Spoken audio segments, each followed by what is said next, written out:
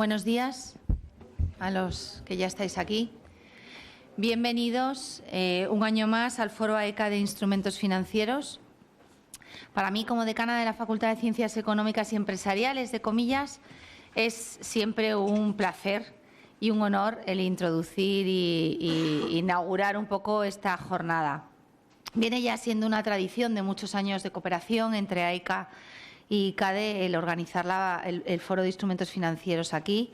Desde hace unos años también aquí en la sala de ICAI, que es un poquito más cómoda y más flexible. Las salas de ICADE, unas se nos quedaban pequeñas, otras se nos quedaban grandes y finalmente parece que hemos encontrado una que se acopla bastante bien a las necesidades de este foro, que a medida que avanza la mañana se va llenando. Confío en que disfrutéis de la jornada, que verdaderamente es muy interesante. El programa, desde luego, es muy sugerente. Y puesto que tenemos solo 15 minutos para la presentación y para la introducción, voy a ir dando la bienvenida y la palabra a los que me acompañan en la mesa aquí de bienvenida. En primer lugar, quiero dar la palabra a don Leandro Cañivano, presidente de AECA, para que os dirija unas palabras. El de abajo, yo creo que sí. Bueno, muchas gracias, decana. Una vez más, porque esta ya es la 10ª jornada del Foro de Instrumentos Financieros y prácticamente todas ellas, yo creo que un error que cometimos de entrada no es viniendo aquí, pero que luego ya lo hemos remendado con los 9 años siguientes. Y estamos dispuestos a seguir viniendo, tanto la institución AECA como personalmente en la medida que mis posibilidades lo permitan. Claro, la razón de no hacerlo en el lugar tradicional en que se ha venido desarrollando todos los años, el aula Pola Vieja del edificio que alberga ICADE, pues era porque se quedaba pequeño y hemos venido a uno más grande. Pero quiero decir que, como ha dicho muy bien la decana, irán llegando. En esto de los horarios, pues a veces es una complejidad. Se sentiría uno mejor en un lugar más acomodado al número de los presentes, pero así son las cosas de la vida, ¿no? Espero que llegue un momento en que eso se produzca. Bien, dentro de las actividades que organiza AECA, no cabe duda que esta jornada, al igual que otra que hacemos de contabilidad, de normalización contable y normalización y derecho contable, perdón, exactamente se denomina, pues han tenido una acogida entre el público interesado bastante grande. Esta, pues digamos, a pesar de los años transcurridos y también dada la temática que aborda, pues entiendo que despierta interés y que por esa razón pues AECA la sigue programando todos los años. Y también que duda cabe que el gran tesón demostrado por el presidente del foro, Felipe Ranz, que me acompaña en la mesa allá al final, pues pone todo su alma en la realización de contactos con las personas que considera más adecuadas en el momento preciso para llevar a cabo la jornada. Así que yo lo único que puedo hacer es, en nombre de la asociación, pues darles la bienvenida, agradecerles su presencia. Por favor, intervengan todo lo que puedan y les dejen los ponentes para suscitar los debates correspondientes y nada más. Muchas gracias. Les espero ver de nuevo el año que viene, si no hay otra oportunidad anterior. Gracias. Gracias, Leandro. A continuación, doy la bienvenida y tiene la palabra don Enrique Rubio, presidente del ICAC. Bueno, muchas gracias, decana, bueno, por darnos la palabra y sobre todo por hacernos también partícipe. Sí, está bien. Bueno, pues de esta 10ª celebración de la jornada, ¿no? que luego aprovecho también para felicitar ese ímpetu y ese impulso al presidente del foro, porque hoy cumple 10 años, ¿no? Y además con ese esfuerzo, esa iniciativa de poder organizar un programa con unas materias y unos ponentes dignos de esta fecha y además con lo que supone en un contexto en el que, bueno, pues salvo la resolución de marzo de 2019, pues no ha habido novedades normativas, no lo está habiendo, pero bueno, es un foro que nos parece muy relevante, muy interesante en cuanto a punto de encuentro, de debate, de reflexión en unas materias como estas, las de instrumentos financieros, que bueno, pues que siempre suscita reflexión, estudio de sus implicaciones, de sus oportunidades, ¿no? Como también hemos tenido nosotros también oportunidad de trabajar en la modificación del Plan General de Contabilidad, que conocéis en trámite de audiencia pública y que bueno, por las razones obvias, pues todavía no está. No se ha aprobado, ¿no? Esto contribuye, sin duda alguna, pues al papel de la contabilidad en el ámbito económico, en el ámbito social, o sea, en cuanto que permite también mejorar la información económica financiera, en cuanto permite también mejorar la toma de decisiones y canalizar incluso hasta los flujos de financiación hacia las empresas que mejor puedan reportar información. Y en esto estoy seguro que este tipo de foros también contribuye a ello, ¿no? Hace un repaso de las distintas sesiones que vais a dar y la verdad es que os deseo una muy provechosa, digamos, intervención y adquisición de conocimientos por la calidad de los ponentes, ¿no? Y es que además no hay materia que se deje sin tocar, ¿no?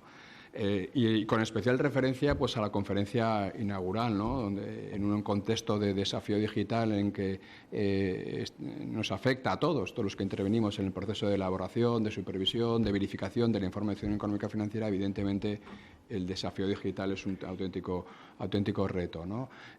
Me imagino que podremos aprovechar, y estoy seguro de ello, pues de la calidad del ponente, de Enrique Bobesón, y basta ver ya su título como para, bueno, pues ser inquietante e interesante hasta dónde nos vas a aportar, ¿no? Dónde vamos a poder llegar a conocer, ¿no?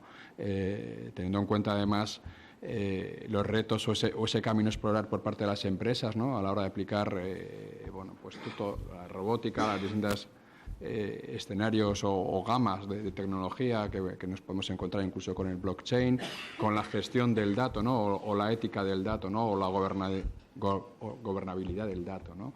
O gestión del dato, ¿no? Bueno, no quiero interrumpir más ni quiero molestar más. Lo único es, bueno, desearos un aprovechamiento excelente de esta jornada y mi máxima enhorabuena también y felicitación por esta celebración en el puesto 10º aniversario. Muchísimas gracias. Gracias, Enrique, por tus palabras. A continuación doy la bienvenida y la palabra a don Asís Velilla, socio de Corporate Treasury de EY. Bueno, yo, en primer lugar, agradecer tanto a Leandro como a Felipe. Perdonar. En primer lugar, dar muchísimas gracias a Leandro y a Felipe por habernos invitado a este evento, como todos los años. Estamos encantados de venir. Y yo también, para ser breve, digamos, pues creo que los temas que vais a ver, tanto como los ponentes, son de primera fila. Nosotros, personalmente, como firma de servicios profesionales y de consultoría, cuando yo he visto los temas que estaban reflejados en la agenda, son los temas que básicamente están demandando los clientes.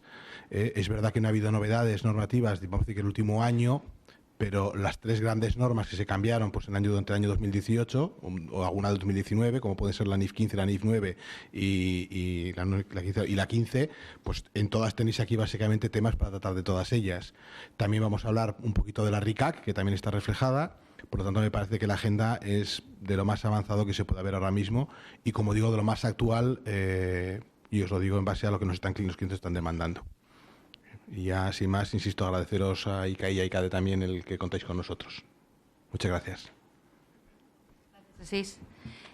Bueno, y por último, pero quizá last but not least, y en este caso muy importante, doy la palabra a don Felipe Herranz, que ha sido el artífice de esta estupenda jornada y presidente del Foro AECA de Instrumentos Financieros, y que ha conseguido que este foro se convierta verdaderamente en un evento de relevancia y muy atractivo.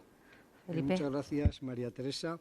Yo, por mi parte, nada más reiterar el agradecimiento ya expresado por el presidente de AECA a esta casa que nos recibe todos los años y a las demás personas y entidades que han colaborado, y darles la bienvenida a este décima jornada FAIF, en la que, como ya han dicho las personas que me han precedido en el uso de la palabra, pues se han incluido temas que parece que son de interés entre los profesionales y entre el mundo de los negocios, tocando distintos aspectos relevantes. A lo largo de la jornada se divide, como tienen en el programa. Primero contaremos con una conferencia inaugural que ahora presentaré al ponente, y después vamos a tener 3 sesiones En la primera de ellas, el moderador, que es Constancio Zamora, no ha podido venir, entonces yo haré de moderador, y en la intervención que está prevista que haría él, que es patrimonio neto versus pasivo, la hará el profesor José Morales. Lo demás se mantiene todo el programa tal y como está. Luego, por mi parte, nada más, que muchas gracias por su asistencia, bienvenidos y esperamos que encuentren la jornada totalmente de su agrado. Muchas gracias.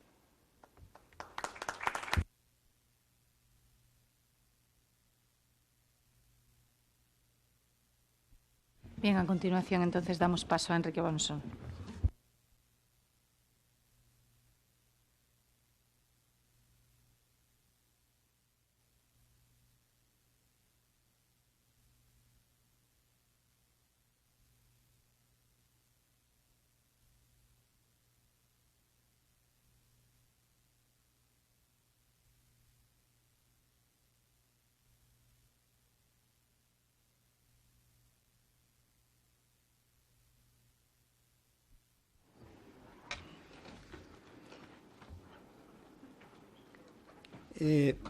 Pues bien, siguiendo la tradicional puntualidad de la jornada FIVE, a la hora prevista empezamos con las materias que se van a abordar. En primer lugar, tenemos la conferencia inaugural, para la cual tenemos la suerte de contar con don Enrique Bonsón, que nos va a hablar de los principios éticos y requisitos para una inteligencia artificial fiable. Tema, como ven ustedes, de la máxima actualidad. Agradezco en nombre de AECA y del Foro FIVE muy sinceramente la amabilidad del profesor Enrique Bonsón de venir a dictar esta conferencia inaugural. Leer el currículum completo de don Enrique Bonsón pues nos llevaría una parte de la jornada, entonces me van a dispensar que haga un pequeñísimo resumen. Él es catedrático de Economía Financiera y Contabilidad de la Universidad de Huelva, es presidente de la Comisión de Nuevas Tecnologías y Contabilidad de AECA y editor de la revista International Journal of Digital Accounting Research, entre otras muchísimas cosas. Pero como no quiero quitarle tiempo para su intervención, que es lo más importante, le voy a pasar inmediatamente la palabra. Del tiempo que tiene disponible utilizará la mayor parte, pero dejará también un pequeño espacio al final para que puedan ustedes hacerle las preguntas que consideren oportunas. Sin más preámbulos, paso la palabra a don Enrique Bonsón. Bueno, buenos días, muchas gracias, Felipe. Muchas gracias por invitarme a estar aquí con vosotros en esta jornada que es una jornada más que consolidada, como demuestra el número que la precede, ¿no?, que es la 10ª jornada, lo cual ya representa su aceptación, ¿no?, por parte de la comunidad. Muchas gracias también, no podría ser de otra manera, a ECA y muy especialmente a su presidente, el profesor Leandro Gañivano, que ya confió en nosotros en el año 2000 cuando fuimos con el proyecto de hacer una comisión de nuevas tecnologías, y bueno, que ya prácticamente vamos a cumplir 20 años, o sea que ya la mayoría de edad la alcanzamos también hace un año. Lo que vamos a presentar aquí en buena parte, y por eso realmente lo presento bajo el paraguas de AECA y del último foro que hemos creado dentro de la asociación, que es el Observatorio Español sobre Big Data, Inteligencia Artificial y Analítica, ¿no? El trabajo que aquí presentamos, o las ideas que aquí se presentan, pues son fruto de la colaboración tanto de la Comisión de Nuevas Tecnologías como del Observatorio. Este es el Observatorio, estos son las instituciones y empresas involucradas en el Observatorio. En principio el número tuvo que quedar limitado a 20 participantes entre el sector público y sector privado, pero evidentemente se van también a difundir resultados y se va a hacer una tarea de comunicación vía jornadas y vía publicaciones y pronunciamientos del propio observatorio. El observatorio se creó en finales de 2017 aproximadamente y mantiene una reunión semestral en las instalaciones de alguno de los socios. La primera tuvo lugar en AECA, fue la constituyente.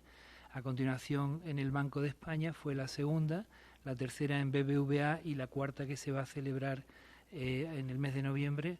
Las fechas son fijas, son siempre el último miércoles de mayo y de noviembre, y la actual que se va a presentar en Telefónica, que por cierto, y lo veremos en la presentación que hemos preparado, tiene mucho contenido. Yo saltaré algunas cosas, pero realmente sí que creo que es interesante que se vea el efecto visual, al menos, ¿no?, de muchas de las presentaciones.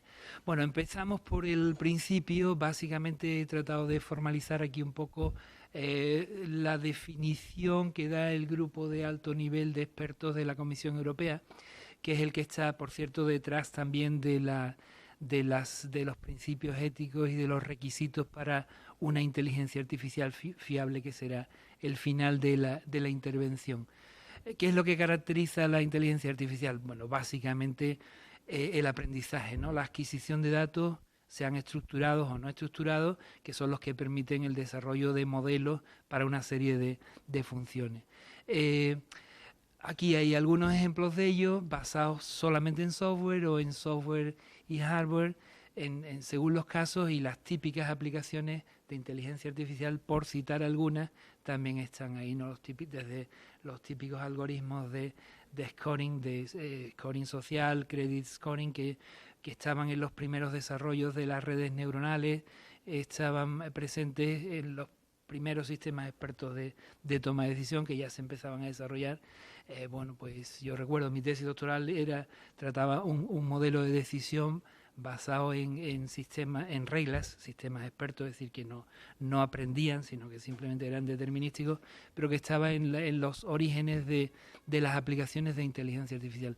Este cuadro también es bastante ilustrativo y sobre todo destaca lo que desde mi punto de vista ha permitido que la inteligencia artificial pues se encuentre ya en una fase de avanzado desarrollo y de aplicaciones, ¿no?, como es el aprendizaje automático, Machine Learning, con sus distintas manifestaciones de Deep Learning o aprendizaje por refuerzo, y básicamente las teorías.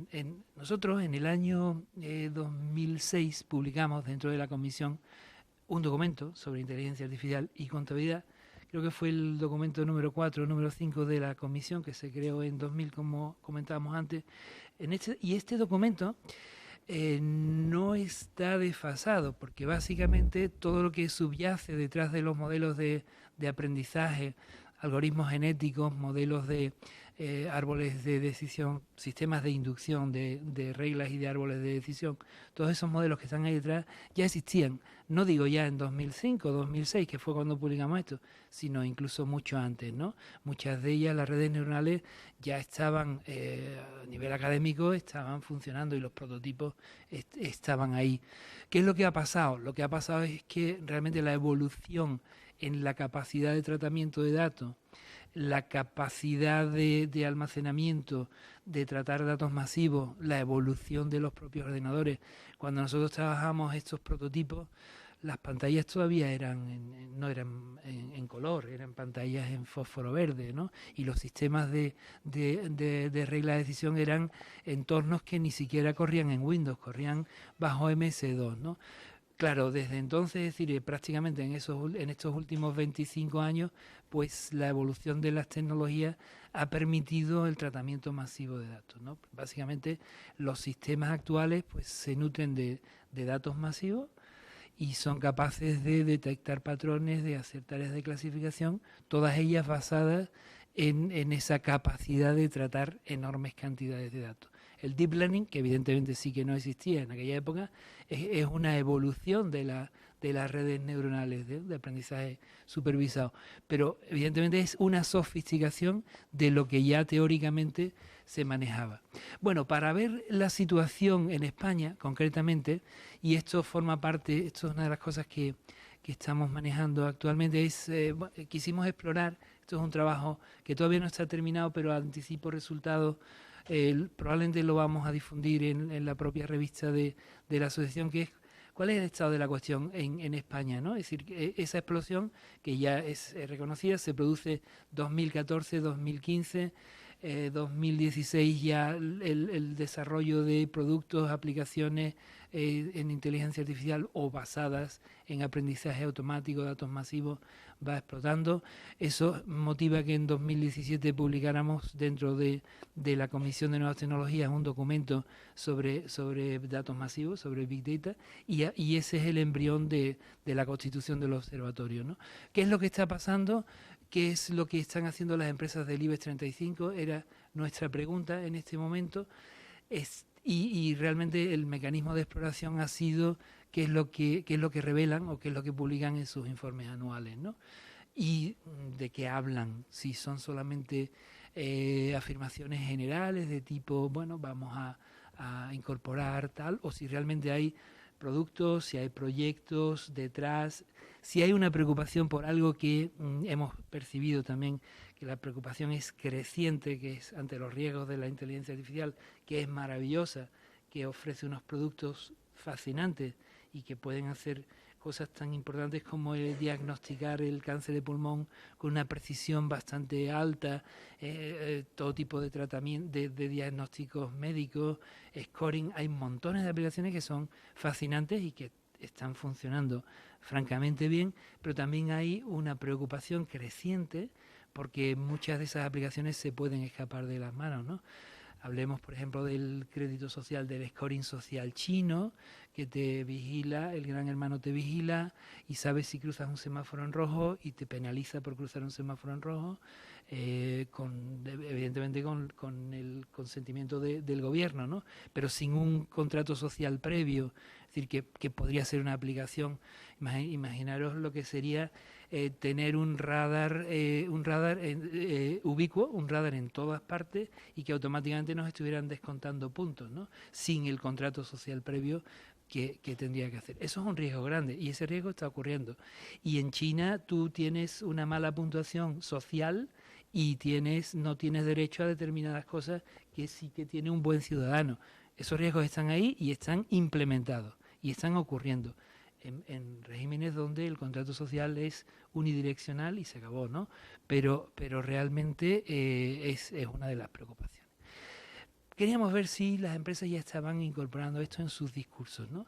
¿Y qué hemos encontrado? Bueno, básicamente esa es una tabla resumen. Hemos encontrado, pues, que fundamentalmente lo que hay mucho es una declaración genérica de que la inteligencia artificial, los datos masivos, las nuevas tecnologías van a producir las transformaciones digitales, etcétera, pero realmente son menos las que hablan de proyectos y son menos las que, bueno, menos, es decir, un 50% de empresas del IBE ya sí que anuncian productos y aplicaciones de inteligencia artificial, que luego vamos a revisar, pero sobre los riesgos y sobre la ética, en la ética hay un líder que es sin duda Telefónica y bueno, y porque realmente hay una unidad ahí, hay una filial del grupo que era una compañía en sus orígenes de inteligencia artificial que era Luca, ¿eh? Y Luca pues realmente es la que entendemos que ha traído todo este discurso en Telefónica, que hoy por hoy la podemos considerar, son datos del Annual Report del 2018, evidentemente tendremos que esperar a ver el de 2019. Básicamente este es un poco el estado de la cuestión. Si todavía hay casi prácticamente un tercio de las empresas del IBEX que no van más allá de una afirmación general, y luego hay dos empresas, Amadeus y Telefónica, que sí que están ya metidas de lleno. Incluso Telefónica, a través de Luca, está desarrollando aplicaciones para terceros, ¿no? Y además con una visión de lo que es la orientación de la propia Comisión Europea, inteligencia artificial para el bien de la sociedad, ¿no? Entonces, tiene un proyecto, es EcoSmart, que está relacionado con aplicaciones que contribuyan a la sostenibilidad, ¿no? Y a los objetivos de desarrollo sostenible. Bueno, básicamente hay unas categorías de proyectos, que es el fomento de las startups, de la búsqueda y el apoyo al talento para el desarrollo de aplicaciones, están ahí. algunos proyectos de algunas empresas. Voy a pasar esta parte un poco rápidamente porque bueno, sí que nos da una visión por categorías, ¿no? Hay muchos algoritmos de detección de fraude, detección de blanqueo de dinero. Aquí están, bueno, las empresas que reportan sobre esas aplicaciones, están aquí. Esto va a estar publicado, prácticamente es un compromiso que tenemos para el próximo número de la revista de AICA, con lo cual todo esto estará disponible. Diagnóstico, optimización, típicas aplicaciones de predicción, de sistemas de recomendación, las de reconocimiento de voz, que incluyen pues todas las aplicaciones de chatbots o de asistentes digitales, asistentes virtuales, y las clásicas, digo clásicas porque bueno, estas son prácticamente, si nos remontamos a los orígenes de la investigación con redes neuronales y con sistemas expertos, pues las típicas de los modelos de análisis de riesgo y de credit scoring, ¿no? Que bueno, verdaderamente están siendo implementadas por el sistema financiero, ¿no? Bien, dicho eso, queda constatado, el estudio lo estamos extendiendo Alemania, Finlandia, con un grupo de estudiantes de doctorado de la universidad, Finlandia, Francia, Italia, porque queremos hacer una comparativa de la situación en la propia Unión Europea. Y básicamente algunos de los riesgos que merece la pena destacar son los derivados. Todo el mundo habrá leído algo sobre los asistentes de voz espías, ¿no? Esas conversaciones que están grabadas sobre los sistemas de reconocimiento facial, que realmente sí que llama la atención lo que está ocurriendo en China con el reconocimiento facial. Un sistema de reconocimiento facial, hay por ahí prototipos que pueden evaluar tu posibilidad de... Es decir, básicamente, hablando muy rápidamente, lo que te evalúan es si tienes cara de delincuente o no.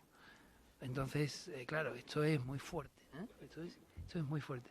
Pero hablando resumidamente, es así, ¿no? Es así. Entonces, claro, que a mí me reconozca un sistema de reconocimiento facial y ya me tengan hecha esa clasificación, pues, me parece un poco fuerte, ¿no? Es decir, es un poco el ejemplo que resulta chocante, ¿no? Y luego los típicos, los que hay más preocupación sobre ellos, el tema de los algoritmos están entrenados en base, y casi que paso aquí, ¿no? Los algoritmos están entrenados en base a datos. Hay que seleccionar muy bien los datos, hay que tener mucho cuidado con los datos, porque si los datos contienen sesgos históricos, si los datos pueden ser decisiones tomadas por la organización históricamente, si hay sesgos históricos, lo que vamos a hacer con un algoritmo es reproducir ese sesgo histórico. Entonces, la comunidad de inteligencia artificial sí que está muy preocupada en este momento para esa detección de sesgos, ¿no? Entonces, de hecho, hay un principio que es el principio de justicia, o el principio de equidad, o el principio de insesgabilidad de los algoritmos que hay que cuidar, ¿no? De hecho, se han detectado, y hay un libro que me gusta recomendar que se llama Armas de Destrucción Matemática, está publicado en español, y es de una experta en inteligencia artificial que desarrollaba aplicaciones, ¿no? Y reporta, pues, de casos de uso en los Estados Unidos, que hay algoritmos de inteligencia, algoritmos basados en aprendizaje, que pueden tomar la decisión de conceder una libertad condicional a un recluso o no. Entonces, claro, es decir, ahí todo el problema de los sesgos, ahí en función del daño sobre la persona, que es una de las premisas que está en el desarrollo de todos estos principios de inteligencia artificial, pues realmente tiene mucho impacto, ¿no? Entonces, ese es uno de los temas donde hay mucha preocupación, y el otro es el de las cajas negras. Es decir, hay algoritmos que funcionan magníficamente bien, que tienen unos resultados extraordinarios, pero que funcionan como cajas negras, es decir, aquello no lo entiende ni el que entrena el algoritmo, ¿no? ¿Por qué? Porque es una red neuronal con muchos nodos, muchas funciones de activación, y al final, bueno, ¿qué es lo que está pasando? Pues lo que está pasando es que con este conjunto de características, al final se alcanza esta decisión. Pero lo que pasa de forma intermedia es un mecanismo de optimización bueno, que se basa justamente en las iteraciones, ¿no? Y al final se obtiene un resultado.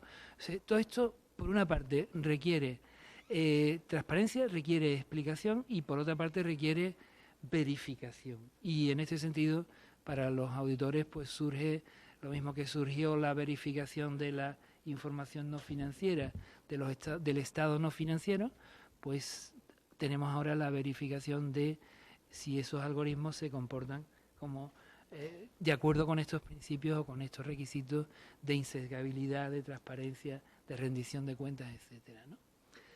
Bien, la preocupación es muy reciente.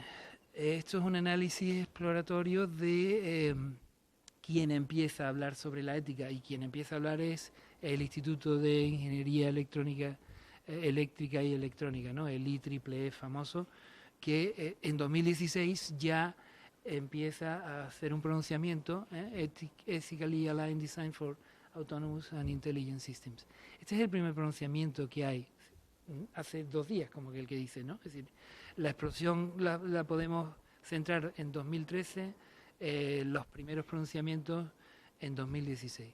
El Future of Life Institute es otra institución en donde además participan pues los grandes pensadores de inteligencia artificial. Ahí están, por ejemplo, los padres del AlphaGo, el programa que es capaz de vencer al campeón chino del Go. Ahí, por cierto, hay un documental en YouTube, se puede encontrar, que es fascinante, cómo es el desarrollo del software del AlphaGo y cómo se llega, y las dudas y las implicaciones y lo que dicen los campeones de Go y tal, también es muy recomendable.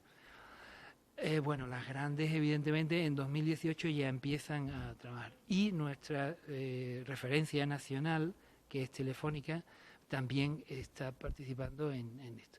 Y en ese punto es donde la Comisión Europea decide crear el grupo de expertos sobre inteligencia artificial, que es el que está en el origen de los principios que voy a presentar después, ¿no? Me gusta mucho esta porque es muy sencilla. Este es son los principios de la inteligencia artificial de Telefónica. Están en el informe anual, están en el Annual Report, y básicamente recoge lo esencial, ¿no? Recoge 5 principios. Bueno, aquí me falta el quinto por razones de espacio.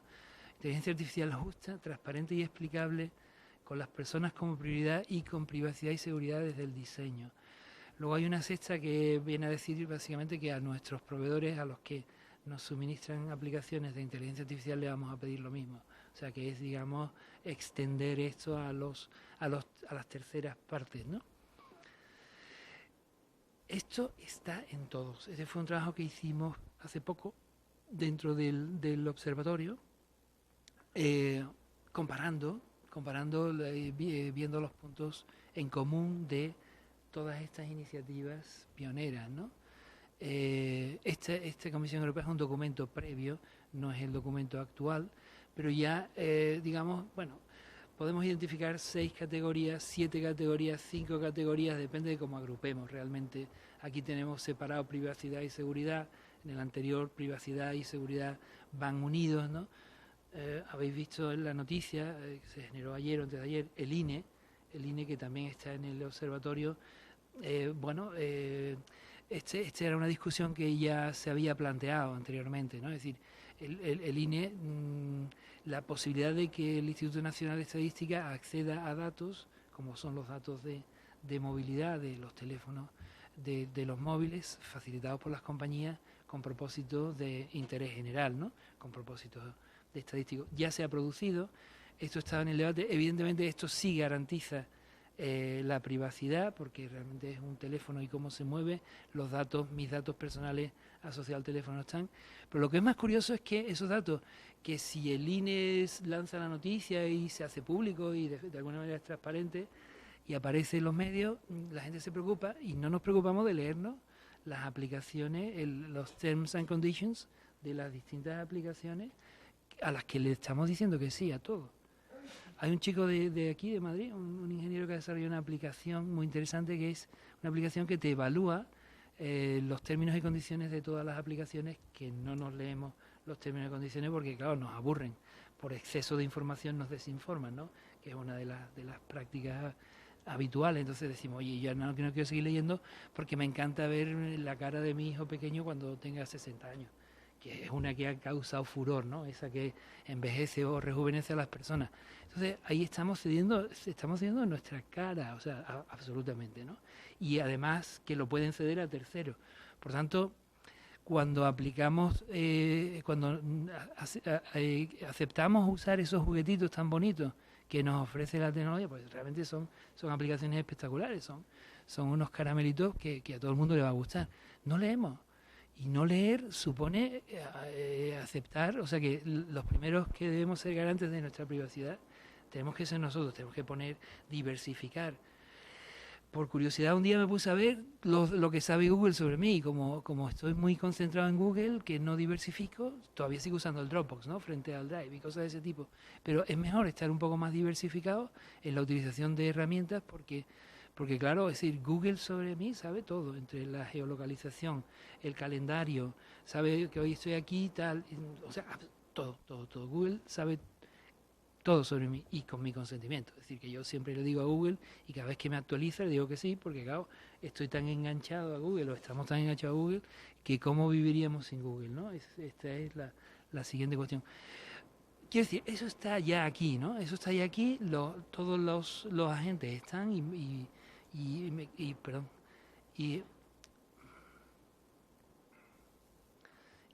bueno, básicamente a raíz de aquí, pues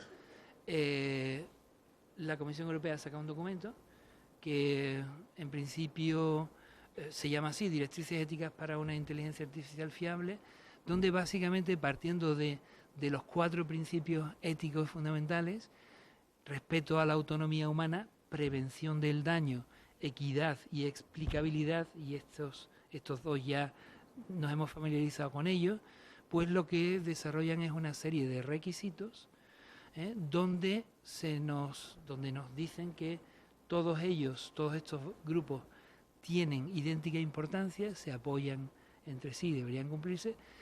Es una situación ideal, cada uno de ellos lo dividen en una serie de subapartados.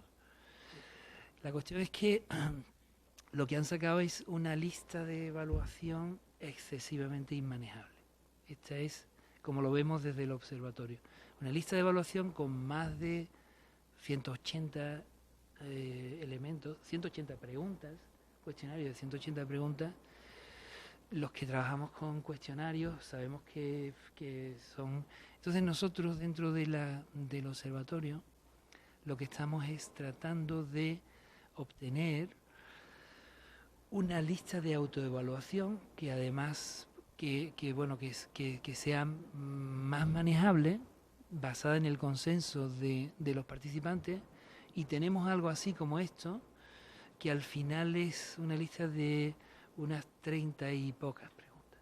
Está basada en el documento de la comisión, del grupo de expertos de la comisión, con la propia visión del observatorio, y es un entregable que queremos presentar, queremos aprobar en la reunión de este mes de noviembre en Telefónica, y que si finalmente recibe el apoyo, pues lo plantearemos como un cuestionario de autoevaluación que, aunque evidentemente no es exhaustivo en el sentido de plantear las 180 preguntas, sí que contempla las 7 categorías, y Felipe contempla las categorías y bueno, básicamente estará a disposición. Y me cumplo con los acordados de dejar 4 o 5 minutos para... Bueno.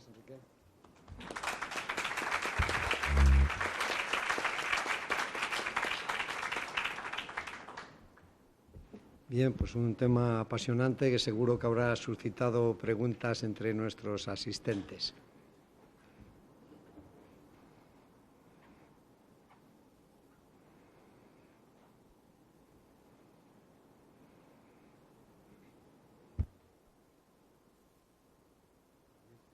Anima a preguntar, una pregunta de no experto en la materia, ¿no?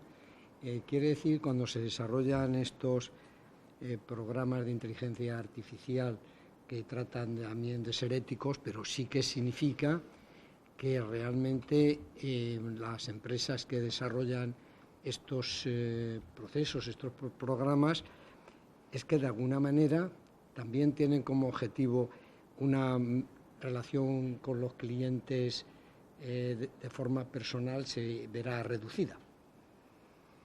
Sí, claro, sin duda hay que diferenciar, ¿no? Es decir, cuando decimos que evidentemente un algoritmo de credit scoring va buscando si una empresa es solvente o no. Es decir, ese es el objetivo. Hay que discriminar en virtud de la solvencia o no de la empresa, porque el algoritmo está hecho para clasificar los solventes de los insolventes, ¿no?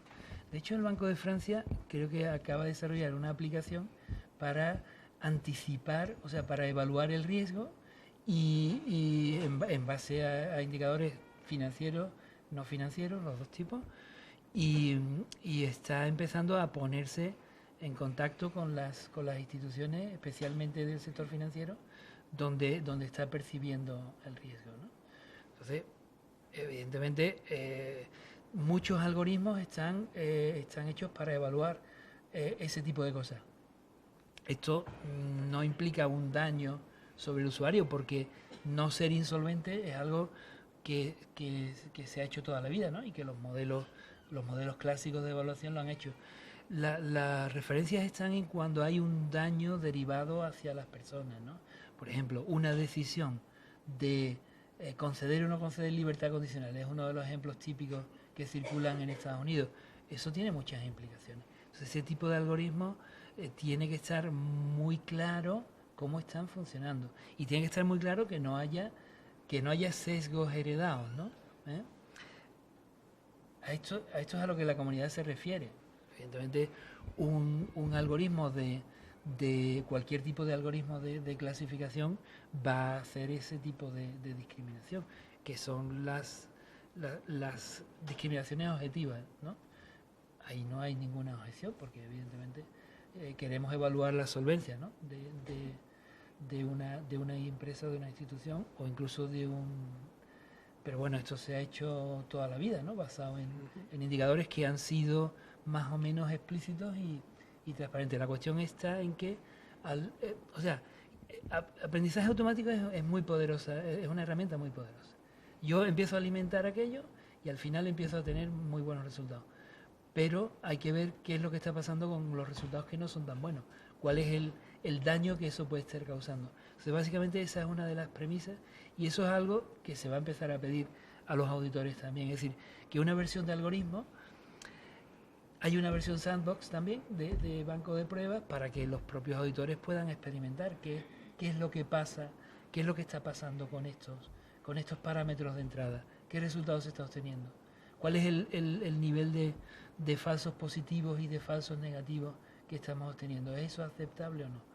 Y evidentemente, verificación, certificación de que este algoritmo funciona de acuerdo con las directivas. Es decir, este es un tema que todavía está en desarrollo, ¿no? Porque viene la preocupación, la evaluación y posteriormente la verificación. Pero sin duda va a llegar en poco tiempo, no sé cuánto, pero... Muy bien, pues muchísimas gracias. Ya tenemos la hora. Muchísimas gracias, Enrique.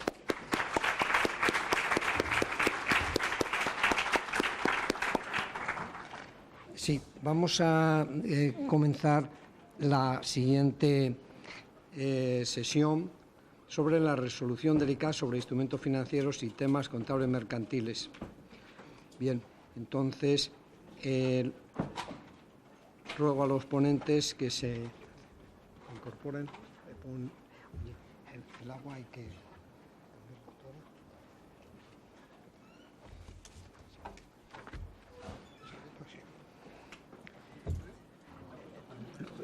No, esto no es mío. Yo me quedo aquí. Tráeme agua, por favor, aunque sea sin vaso.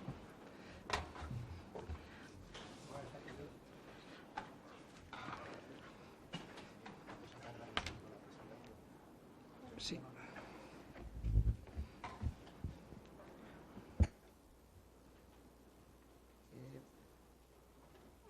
Bien,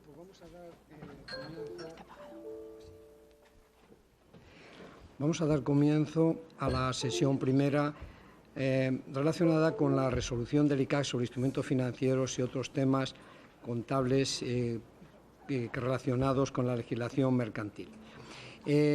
Cuando pusimos en marcha esta sesión podíamos utilizar distintos enfoques. Por ejemplo, pues enfoque de agotar todo el contenido que tiene esta resolución. Pero esto significaría que se iba a pasar por muchos temas, pero muy deprisa en cada uno de ellos, y podría tener menos interés. Por lo tanto, lo que decidimos es que habría 3 ponentes y cada uno de ellos se iba a referir a un punto concreto de la resolución, no a toda ella. Con ello, lo que pretendemos es que, aunque solo se traten 3 puntos, pero los 3 puntos que se traten se puedan profundizar suficientemente para que todos saquemos provecho de ellos. Entonces, vamos a empezar con doña María Dolores Urrea, del Instituto de Contabilidad y Auditoría de Cuentas, subdirectora general, que nos va a hablar del reconocimiento del reparto de dividendos por parte del socio, que es una de las cuestiones que aborda esta resolución. Voy a pedir unas intervenciones de unos 20 minutos cada uno para que quede un poco de tiempo para las preguntas que se puedan hacer. Agradezco mucho a todos los ponentes su disponibilidad para participar en esta sesión, en la que estoy actuando como moderador en sustitución de Constancio Zamora, que no ha podido venir. Y sin más preámbulos y agradeciendo su presencia, pues doy la palabra a doña María Dolores Urrea del ICAC. Pues muchísimas gracias, Felipe, por la presentación. Muchísimas gracias por invitarnos en este foro tan interesante de instrumentos financieros. Y bueno, pues sin más preámbulos, tal y como has organizado, pues yo voy a tratar concretamente pues en la resolución del ICAC sobre el reconocimiento del reparto de dividendos por parte del socio, es decir, el artículo 31 de la resolución. Bien, como sabéis, la resolución del ICAC lo que pretende fundamentalmente es recopilar doctrina del Instituto, que ya ha sido publicada mediante resolución o consulta, y concretamente en este aspecto del tratamiento contable en el socio del artículo 31 desarrolla lo que ya dice al respecto la norma de registro y valoración novena de instrumentos financieros. Y es lo siguiente, que cuando los dividendos procedan inequívocamente de resultados generados con anterioridad a la fecha de adquisición, se va a minorar el valor contable de la inversión y, además, para apreciar esta circunstancia, lo que se va a tener en cuenta es la cuenta de pérdidas y ganancias individual de la participada, ¿vale? No obstante, bueno, pues hace un salvo que de forma indubitada, bueno, pues una excepción concreta, pero bueno, en general, si los dividendos proceden inequívocamente de resultados que se han generado con anterioridad a la fecha de adquisición, no va a ser un ingreso financiero, sino que va a ser un menor valor contable de la inversión. Continúa diciendo que cualquier reparto de reserva disponible se va a calificar como una operación de distribución de beneficios y, por tanto, va a suponer un ingreso en el socio, siempre y cuando, igual que antes hemos dicho, desde la fecha de la adquisición, bien la participada o cualquier sociedad del grupo participada por esta última haya generado beneficios por un importe superior a los fondos propios que se distribuyen. En relación a este tema del reparto de reservas disponibles, muy recientemente acabamos de publicar una consulta en el BOICAC 119, la consulta tercera, en la que, por si había algún tipo de duda, aclaramos que por reserva disponible se va a entender también la prima de emisión y otras aportaciones de socios, como no podía ser de otra manera, dado que, bueno, pues ya decimos expresamente en la resolución que tanto prima de emisión como otras aportaciones de socios, lo que sería la cuenta 118, constituye beneficio distribuible. Y esto se dice por primera vez en la resolución, lo que sería en una norma, pero ya AECA, ya lo había dicho en el 2014, en una norma, ¿no?, lo había dicho ya la Comisión de Principios Contables. Y en tercer lugar, señalar la resolución que cuando la sociedad acuerda el pago de un dividendo mediante la entrega de un elemento patrimonial que no es efectivo, entonces pues el socio va a reconocer la operación con los mismos criterios, salvo el caso concreto de que la distribución lo que se entregara fuera un negocio entre empresas del grupo. Bueno, pues visto ya estos tres elementos que contempla el artículo 31, lo que vamos a hacer ahora es ver una serie de ejemplos. El primer ejemplo es sobre la distribución del resultado en el socio, presentando varias alternativas de reparto. Y dice así el ejemplo, que al inicio del ejercicio 2000X0, el patrimonio neto de la sociedad M muestra los siguientes saldos. Tiene un capital social de 100.000, constituido por 100.000 acciones de 1 euro de valor nominal, tiene una prima de emisión de 20.000 y luego tiene reservas con carácter indisponible por 5.000 y reservas disponibles por 25.000. O sea, total de reservas 30.000. Dice que la sociedad H participa en la sociedad M desde su constitución, que la inversión en M figura contabilizada al coste por un importe de 120.000 y entonces, bueno, pues a la vista de estos datos vamos a ver cómo la sociedad H tendría que acordar la distribución o recuperación de 25.000, ¿no? Y cuál sería el registro contable. Entonces vemos diferentes alternativas. De acuerdo con los datos previos, si lo que hace la sociedad es repartir reservas disponibles, de acuerdo con el artículo 31, lo que tendría que reconocer es, dado que las reservas han sido generadas con posterioridad a la Constitución, ¿no?, que es el momento en que adquirió las participaciones, constituiría un ingreso financiero. Por tanto, la sociedad tendría que hacer bancos 25.000 a ingreso financiero. Y, por tanto, los fondos propios de la sociedad que reparte tendría la composición que aquí figura, es decir, capital social 100.000, prima de emisión 20.000 y ahora solamente tendría en su patrimonio las reservas indisponibles de 5.000. Bien, esa es la primera situación.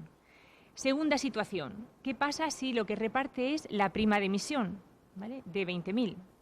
Bueno, pues tal y como ya hemos dicho y tal y como ya también aclara la consulta del BOICAC 119, la prima de emisión tiene la consideración de reserva disponible en la medida en que se hayan generado resultados, reservas, por una cuantía al menos igual o superior a esa con posterioridad. Con lo cual también tendría la condición de ingreso financiero, el reparto de la prima de emisión por 20.000. Por tanto, el reparto sería banco 25.000 a ingreso financiero 25.000 en caso de que se reparta pues, la totalidad de la prima de emisión y 5.000 de reservas voluntarias. Y así quedaría el patrimonio neto de la sociedad después del reparto, ¿vale? Capital social 100.000 y ya de reservas, la prima de emisión ya no estaría, se habría repartido y tendríamos de reservas indisponibles 5.000 y nos quedaría de reservas disponibles 20.000. Y por último tenemos la tercera opción, la opción en la cual la sociedad lo que decida sea reducir el capital social con devolución de aportaciones, reduciendo el capital social en 25.000.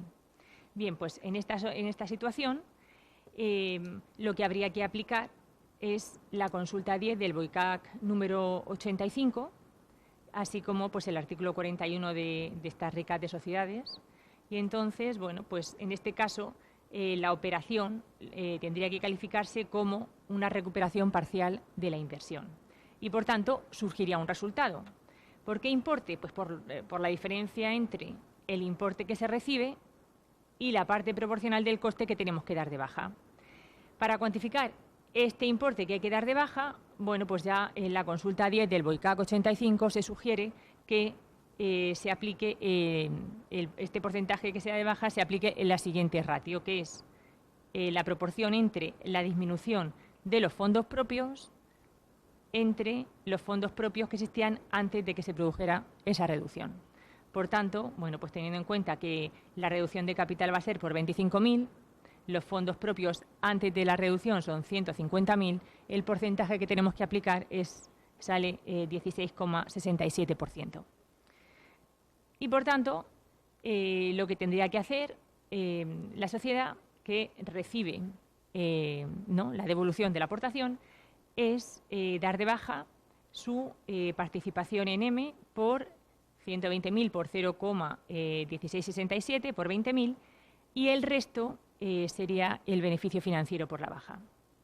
Entonces, bueno, pues después de esta operación, los fondos propios de la sociedad M serían los siguientes. El capital social ha sido reducido en 25.000, con lo cual quedarían 75.000 y luego, bueno, pues tendríamos la prima de emisión de 20.000 y el total de reservas por 30.000, haciendo la precisión de que, bueno, pues habría que dotar una reserva por capital amortizado de acuerdo con la ley, por lo cual, bueno, pues la reserva voluntaria pasaría a reserva indisponible y, por tanto, el total de reserva indisponible sería 30.000. Y aquí, bueno, pues hago una precisión de lo que menciona el artículo 17.6 de la Ley del Impuesto de Sociedades, que dice que en la reducción de capital con devolución de aportaciones se va a integrar en la base imponible del socio el exceso del valor de mercado de los elementos recibidos sobre el valor fiscal de la participación. Bueno, pues eso, el primer ejemplo que quería traer aquí. Y ahora vamos a ver un ejemplo de qué ocurre si es la filial la que reparte el dividendo. Entonces, en este ejemplo de distribución de socio, dice que la sociedad A adquiere el 100% de las acciones de la sociedad B al inicio del ejercicio 2000X5, cuando la sociedad B ya participa en otra sociedad C desde el ejercicio 2000X0, que es la fecha de su constitución, con lo cual, bueno, pues todo lo que haya generado C, pues desde la constitución, pues son reservas, tiene reservas que serán en su caso repartibles, ¿no? Y será un ingreso financiero para la sociedad B cuando le reparta B. Dice que el patrimonio neto de la sociedad B y C al inicio del ejercicio 2000X5 es el que se muestra a continuación. Y, bueno, pues en este cuadrito dice que el capital social de B son 20.000, el de C 5.000 y B tiene reservas por 30.000 y C tiene reservas por 40.000. Además, aporta el dato de que el precio de adquisición de la sociedad B ha sido de 90.000 y que es un importe equivalente al valor teórico contable del patrimonio neto de ese subgrupo BC. Por tanto, si justo después de la adquisición la adquisición de A por el subgrupo BC, resulta que C acuerda el reparto de las reservas acumuladas a la sociedad B, el tratamiento contable que tendría que hacer B, claramente, ¿no?, pues sería un ingreso financiero, porque B participa en C desde el momento de la constitución y son reservas que ha generado la sociedad C. Bueno, y ahora aquí el tema a tratar es cuál sería el registro que tendría que hacer, ¿no?, la sociedad A si la sociedad B a su vez reparte ese resultado, ¿vale? O sea que aquí el tema es qué tiene que hacer la sociedad A. Frente a esto se presentan dos alternativas, ¿vale? La alternativa 1, la que dice que en la medida que B también ha generado ingresos desde la fecha de adquisición, aunque ese ingreso sea simplemente la causa de que ha recibido un dividendo de C, entonces la operación origina el reconocimiento de un ingreso en A, sin perjuicio de que inmediatamente tenga que reconocer un deterioro de su participación, ¿vale?, porque el importe recuperable 50.000 de su grupo es inferior al precio de adquisición de 90.000. Por tanto, bueno, pues en esta alternativa A reconocería un ingreso financiero.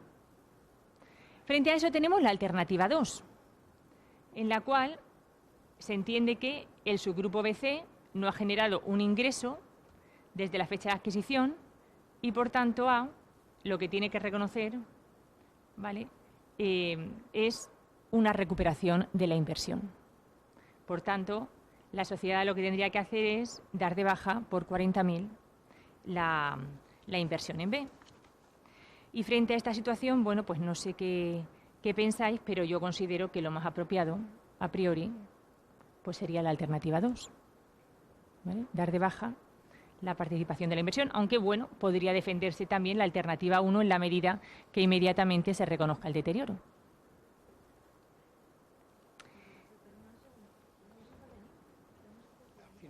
Al final, después de las 3 intervenciones. Muy bien. Y por último tengo, bueno, pues otro ejercicio. Bueno, tengo algún otro, ¿vale? No sé cómo vamos de hora, ¿me avisas? Ya. Bueno, pues este ejercicio, 2 minutos y pasamos con la siguiente intervención. Y luego tenemos, bueno, pues otro caso de distribución en el socio, renta generada por la filial desde la adquisición, ¿vale? ¿Y qué pasa? Es una continuación en la cual dice que una sociedad adquiere el 100% de acciones de la sociedad B al inicio del ejercicio 2000X5, que el patrimonio neto de la sociedad B en esa fecha y al cierre del ejercicio es el que se muestra a continuación, ¿vale? Capital social, pues eso, a principio de X5, a final de X5, vemos que se ha generado un resultado de ejercicio de 47.500 y aporta el dato de que el precio de adquisición de la sociedad B ha sido 87.500. Dice que la diferencia con el patrimonio neto en la fecha de adquisición es el valor de una plusvalía neta de efecto fiscal, siendo el tipo de gravamen del 25%, de un intangible que se identifica con un valor razonable de 50.000, pero un intangible que no tiene valor en libros. Es decir, que el valor neto sería de 37.500, teniendo en cuenta el tipo de gravamen del 25%. Entonces, la situación es que la sociedad B enajena ese intangible durante el ejercicio 2000X5 y en el ejercicio 2000X6 acuerda el reparto del dividendo de 47.500. ¿Vale? Entonces, bueno, pues aquí también se plantean 2 alternativas como solución a este supuesto. Una alternativa 1, en el cual, bueno, la sociedad reconoce un ingreso financiero por la totalidad, 47.500, a bancos. Y entonces, bueno, pues tal y como hemos visto antes, se nos plantearía la situación, ¿no? O sea, en un momento inicial, en el precio de adquisición, vemos que está incluida lo que paga de 37.500 por la plusvalía adquirida. Al cierre del ejercicio, tiene el resultado de 47.500. Después del reparto, bueno, pues vemos que realmente del resultado generado por la propia sociedad, pues serían 10.000 y los otros 37.500 es fruto de que ha repartido, ¿no? El reparto por esa plusvalía adquirida.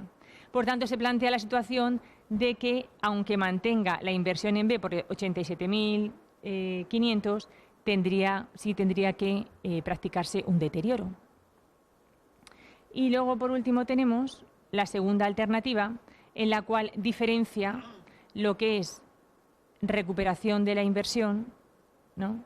Dar de baja la inversión en B por el importe de la plusvalía adquirida, 37.500, y únicamente esos 10.000 adicional reconocer como ingreso financiero.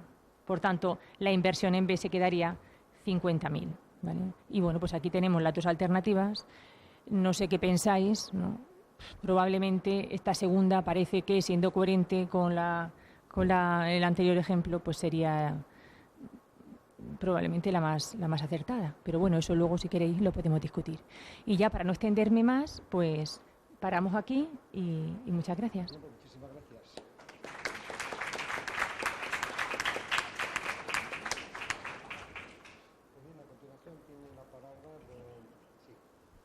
A continuación tiene la palabra don Juan Reig de Garrigues, a que igualmente agradecemos mucho su presencia en esta jornada, y tiene la palabra para hablarnos de aportaciones especiales al patrimonio neto. Como quieras, si quieres lo puedo manejar. Ah, bueno, no, espera. Si me la pones, ya yo voy pasando por aquí. Bueno, muchas gracias, Felipe, por la invitación. Como decía Felipe, la parte que a mí me toca es la de comentar las aportaciones a socios. Y yo, básicamente, en mi ponencia, pues querría tratar estas 3 cuestiones de una forma muy rápida, ¿no? ¿Cuánto tiempo tengo, Felipe? 20 minutos. 20 minutos. Vale. Son tres. Otras aportaciones a socios, entre comillas lo de otras, por aquello de que empezar diciendo que son otras, pues a lo mejor antes habría que explicar cuáles son las normales, ¿no? O sea, es decir, las normales, digamos que son las aportaciones al capital, y estas que son las otras son aquellas que, como veremos, no implican, digamos, un aumento de capital, ya sea en la constitución de la sociedad o en un aumento de capital, ¿no? Son aquellas que no generan acciones o participaciones como consecuencia de la aportación, ¿no? La segunda cuestión que retratar son las aportaciones no dinerarias. Y en última instancia, tocaré muy rápidamente los aumentos por compensación de crédito. Respecto a las otras aportaciones de socios que se materializan, digamos, en la cuenta 118 del Plan General de Contabilidad. Básicamente, como primera referencia, tenemos las referencias normativas, ¿no? Encontramos varias referencias normativas. Una, en la definición de ingresos que está en el artículo 36.2 del Código de Comercio y también en el marco conceptual de la contabilidad. No se tratan como tal estas aportaciones de socio, pero de alguna forma indirectamente se contemplan en la definición de ingresos, ¿no? La definición de ingresos del Código de Comercio y del marco conceptual lo que viene a decir es que son aquellos incrementos del patrimonio neto, es decir, aumentos de los activos o disminuciones de los pasivos, que no derivan de aportaciones de socios. O sea, un ingreso es todo aquel incremento que no deriva de una aportación de socio. Por tanto, tenemos otra categoría de aumentos de los fondos propios que son derivados de las inyecciones que hacen los socios, ya sea por la vía de aportación de activos o por la vía de cancelación de pasivos, ¿no? La segunda norma que me parece interesante destacar en este caso es la norma 18, la norma de registro de valoración 18.2 del Plan General de Contabilidad, que aunque lidia con el asunto de las subvenciones, donaciones y legados, en su apartado segundo establece una regla particular para el caso de aquellas subvenciones, donaciones y legados realizadas por los socios o propietarios, ¿no? Donde la norma lo que dice es que con independencia de la finalidad de esas subvenciones, cualquiera que sea la finalidad, ya sea para cubrir un déficit, para cubrir un gasto, para financiar un activo, para, digamos, condonar o cancelar una deuda, cualquiera que sea la finalidad, digamos que los socios no generan una renta en la sociedad en la que participan, sino que generan una aportación, ¿no? El principio que subyace en esta regla, pues yo creo que es consecuencia del principio de fondo sobre forma que tenemos en el 36 del Código de Comercio y que viene a decir, dicho con palabras más sencillas, es que los socios no regalan nada a las sociedades en las que participan, sino que realmente lo que hacen es reforzar su participación, obviamente siempre que el socio esté actuando en la condición de tal. O sea, es decir, parece lógico pensar que si un socio tiene una sociedad en la que necesita un activo o le sobra un pasivo y lo que quiere hacer es aportar al activo o cancelar el pasivo, pues realmente no está la causa de liberalidad que preside las donaciones, no está quizá la causa de subvención típica, y lo que está diciendo es que esto, la causa por la cual ese socio propietario hace esa aportación es porque es el socio y como tal tiene que ser tratada, ¿no? Con lo cual me parece que es una referencia importante que no deberíamos perder de vista, ¿no? Y por último, en la resolución,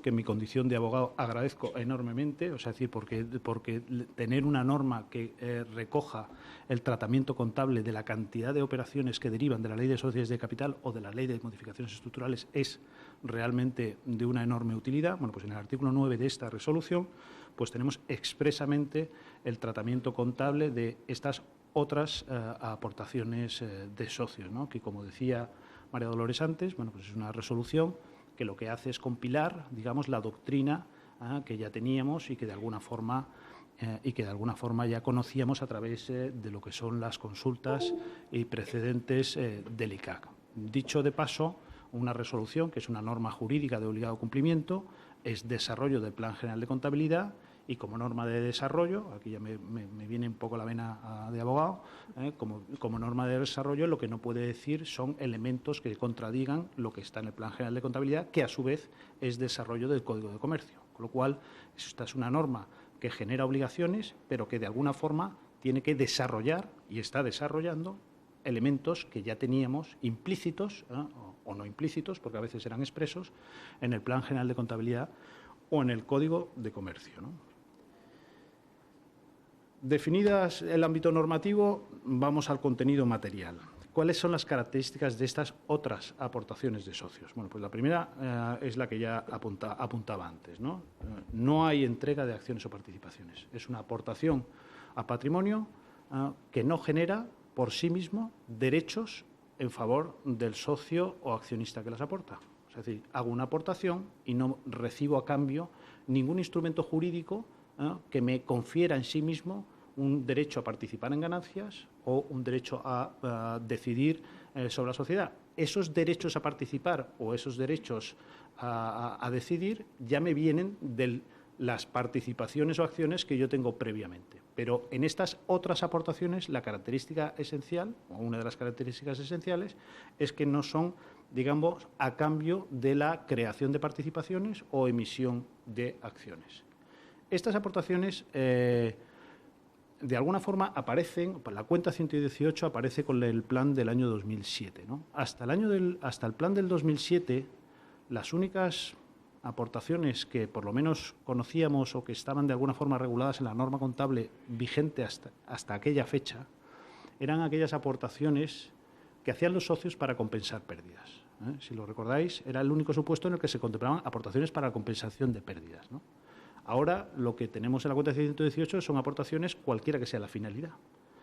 Esto, en algún caso, la doctrina lo ha venido a criticar, este tipo de aportaciones, por aquello de que pudiera suponer una especie de grieta para evitar operaciones donde lo natural quizá habría sido un aumento de capital. Bueno, yo creo que en el fondo yo no lo veo tan así, a pesar de, insisto, mi condición de abogado. Es decir, no lo veo tan así porque ya teníamos en España, por ejemplo, a través de la prima de emisión, pues un mecanismo muy parecido y muy compatible con esto que estamos hablando. De ahí la equivalencia de estas aportaciones con la prima de emisión. La prima de emisión, básicamente, pues nos podemos encontrar ante dos escenarios. La prima de emisión es un instrumento o es una partida que es indispensable en aquellas operaciones que generan dilución de los antiguos propietarios o accionistas. Oiga, invito a un nuevo accionista, viene uno nuevo, hace una aportación y, digamos, el efecto dilutivo es de alguna forma compensado con la prima de emisión que me aporta el que llega.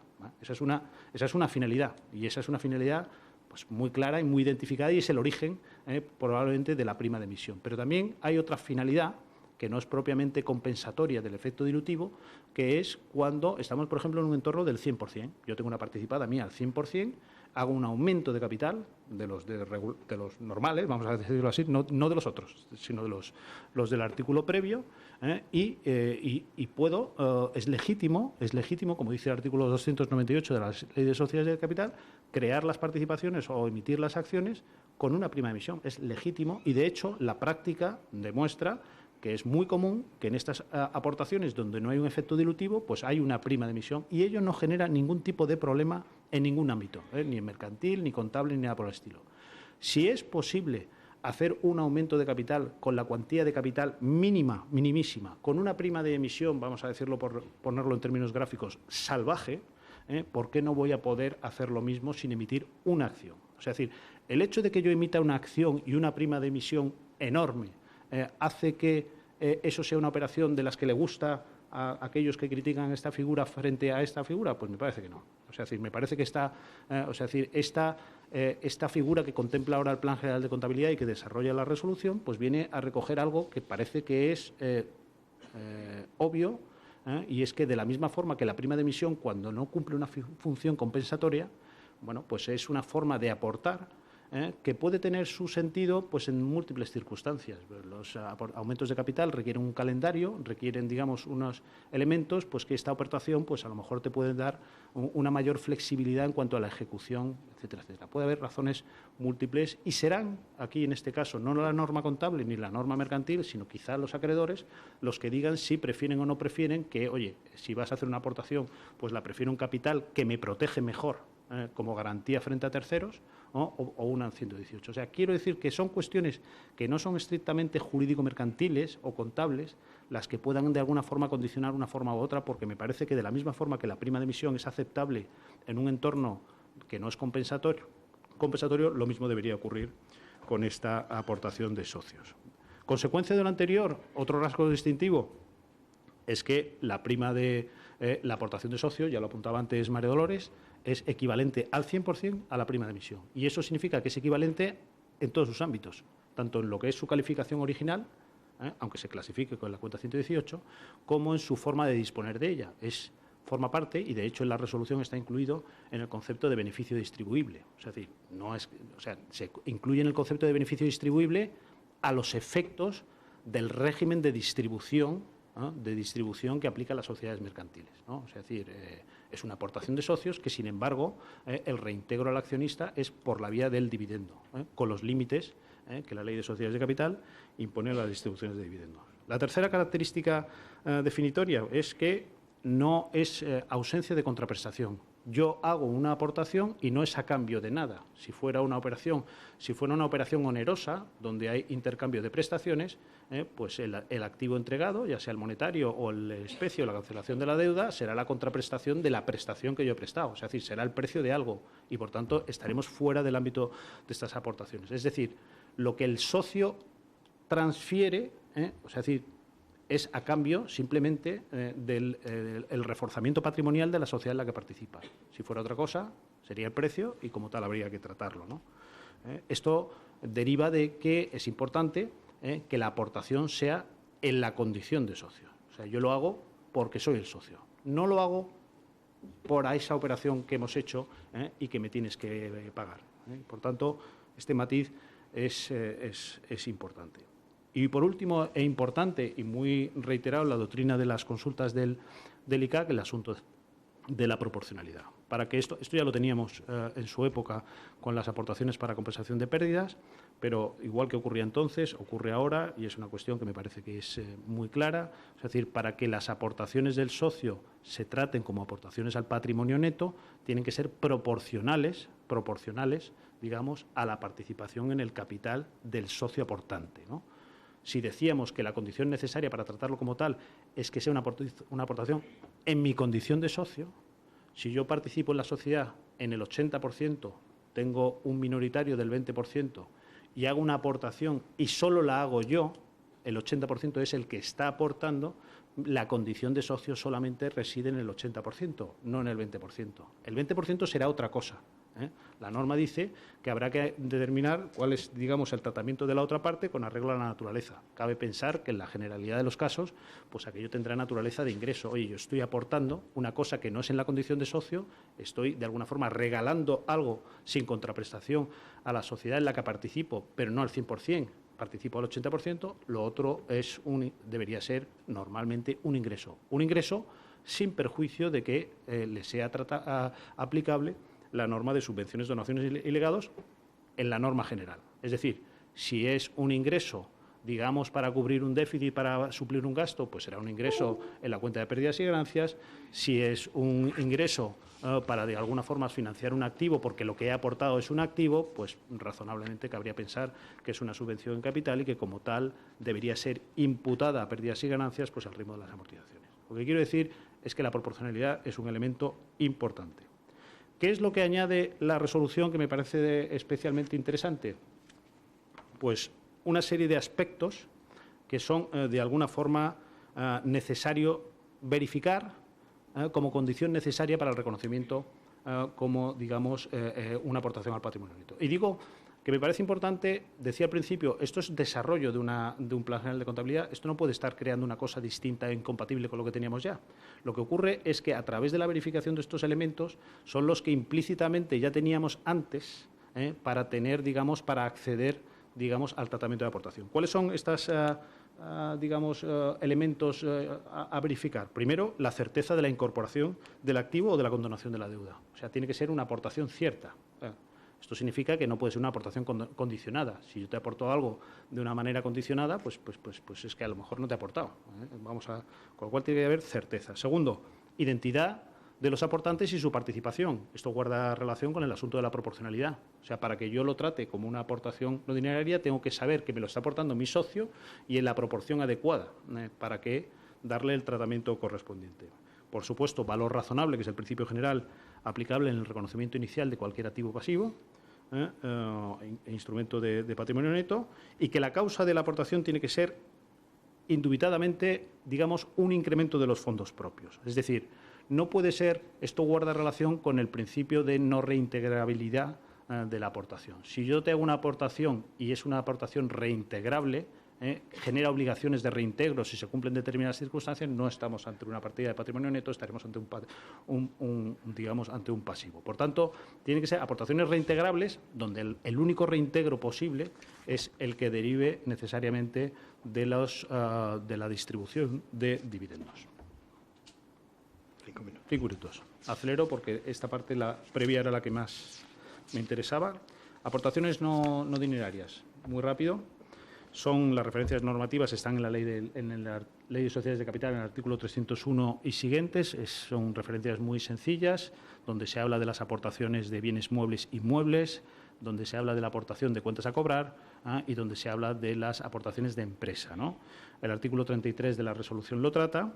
La valoración de las aportaciones no dinerarias es, como decía antes, como norma general, el valor razonable, de la... Me he ido yo aquí, perdón, que no estaba pasando por la velocidad. Es el valor razonable del activo aportado y me parece interesante lo que establece la resolución en términos de presunción. La resolución establece una serie de presunciones que dice que ese valor razonable se presumirá que será el otorgado en la escritura. Lógicamente, el valor razonable de las cosas tiene en su valoración siempre un componente subjetivo. Yo puedo opinar que esto vale 110, el que está enfrente puede opinar que esto vale 104 y el que está más allá puede decir que estos son 114. Entonces, de alguna forma, en aras a la estabilidad, oye, pues vamos a establecer un terreno de juego común, vamos a darle una prioridad a la escritura pública y, por tanto, se establece una presunción. ¿Qué ocurre? Que esas presunciones, entiendo yo, mi opinión es que siempre admitirían por lo contrario, en el sentido de que la excepción a la aplicación del valor en la escritura debería ocurrir cuando la diferencia sea realmente significativa, ¿no? Decía, las excepciones al reconocimiento como una aportación al patrimonio neto en concepto de aportación no dineraria. Bueno, pues en cuanto a lo que es el reconocimiento del patrimonio neto, pues obvio, pues siempre que generen pasivos, o sea, es decir, si yo estoy haciendo si yo mercantilmente realizo una aportación no dineraria, pero que lo que está generando son obligaciones en el emisor, pues las obligaciones, pues ya sabemos que aunque mercantilmente sea un instrumento de patrimonio, pues realmente estaríamos ante un instrumento de pasivo. En ese caso, a pesar de ser una aportación no dineraria, mercantilmente generaría un pasivo, ya sea un pasivo al 100% o si es un instrumento compuesto en el componente de pasivo.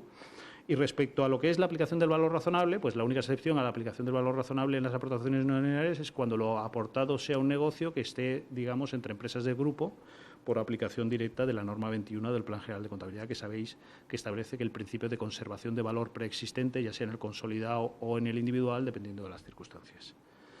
En el socio aportante, en las aportaciones no dinerarias, pues se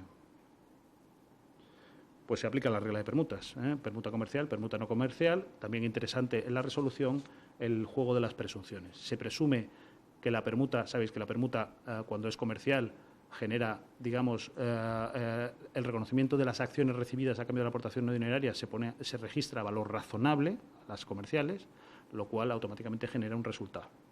Un resultado por la diferencia entre las acciones recibidas y el activo entregado, ¿no? Y las no comerciales, pues establece el principio de conservación de valor, ¿no? ¿Cuáles son las presunciones que me parecen interesantes? Bueno, pues la norma lo que está diciendo es que cuando las aportaciones son a una entidad del grupo, pues se presume el carácter no comercial, es decir, la conservación de valor, es una presunción, habrá que ver cada caso, y se presume no comercial, pues aquellas en las que la entidad participada está, bueno, pues eso, participada prácticamente, dice la norma, prácticamente al 100%. Y por último, y para rematar, y sin perjuicio de las preguntas que tengáis posteriormente, los aumentos de capital para compensación de deudas, decía, esto es se tratan en otra parte de la resolución, no expresamente relativas a, digamos, a las aportaciones no dinerarias, pero me parece que es un factor importante.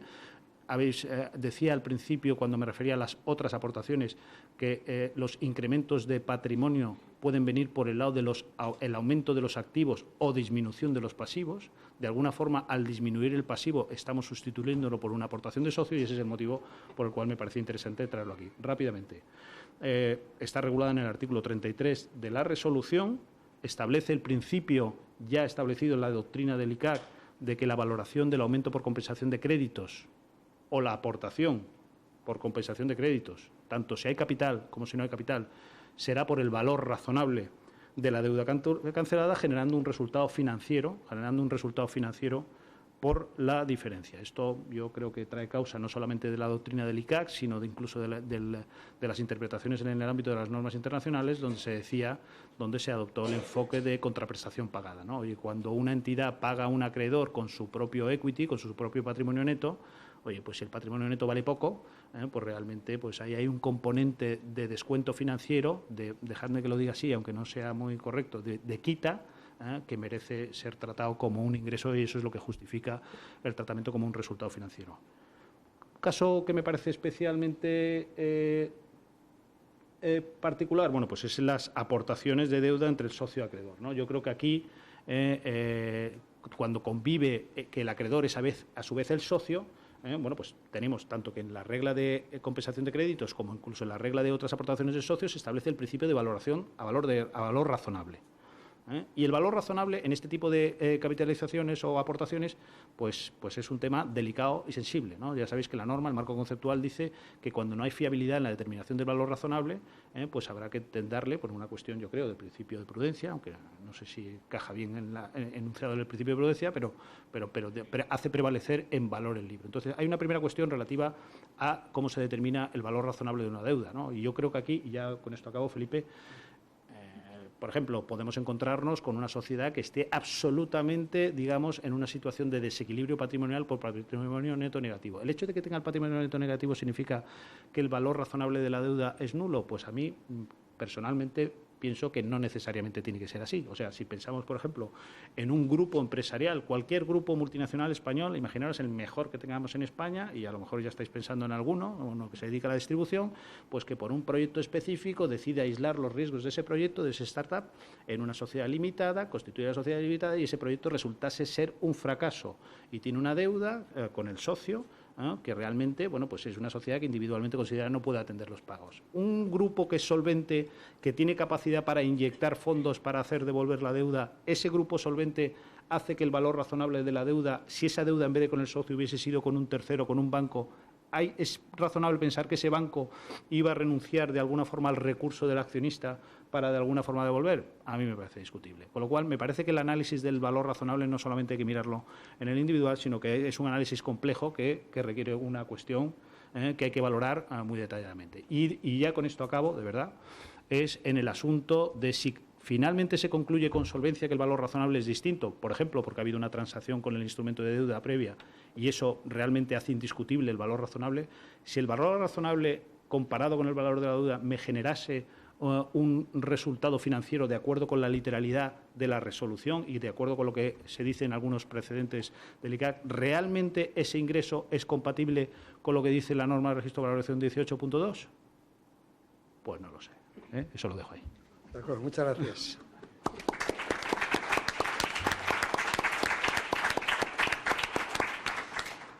Muy bien, pues muchísimas gracias, Juan. Pues sí.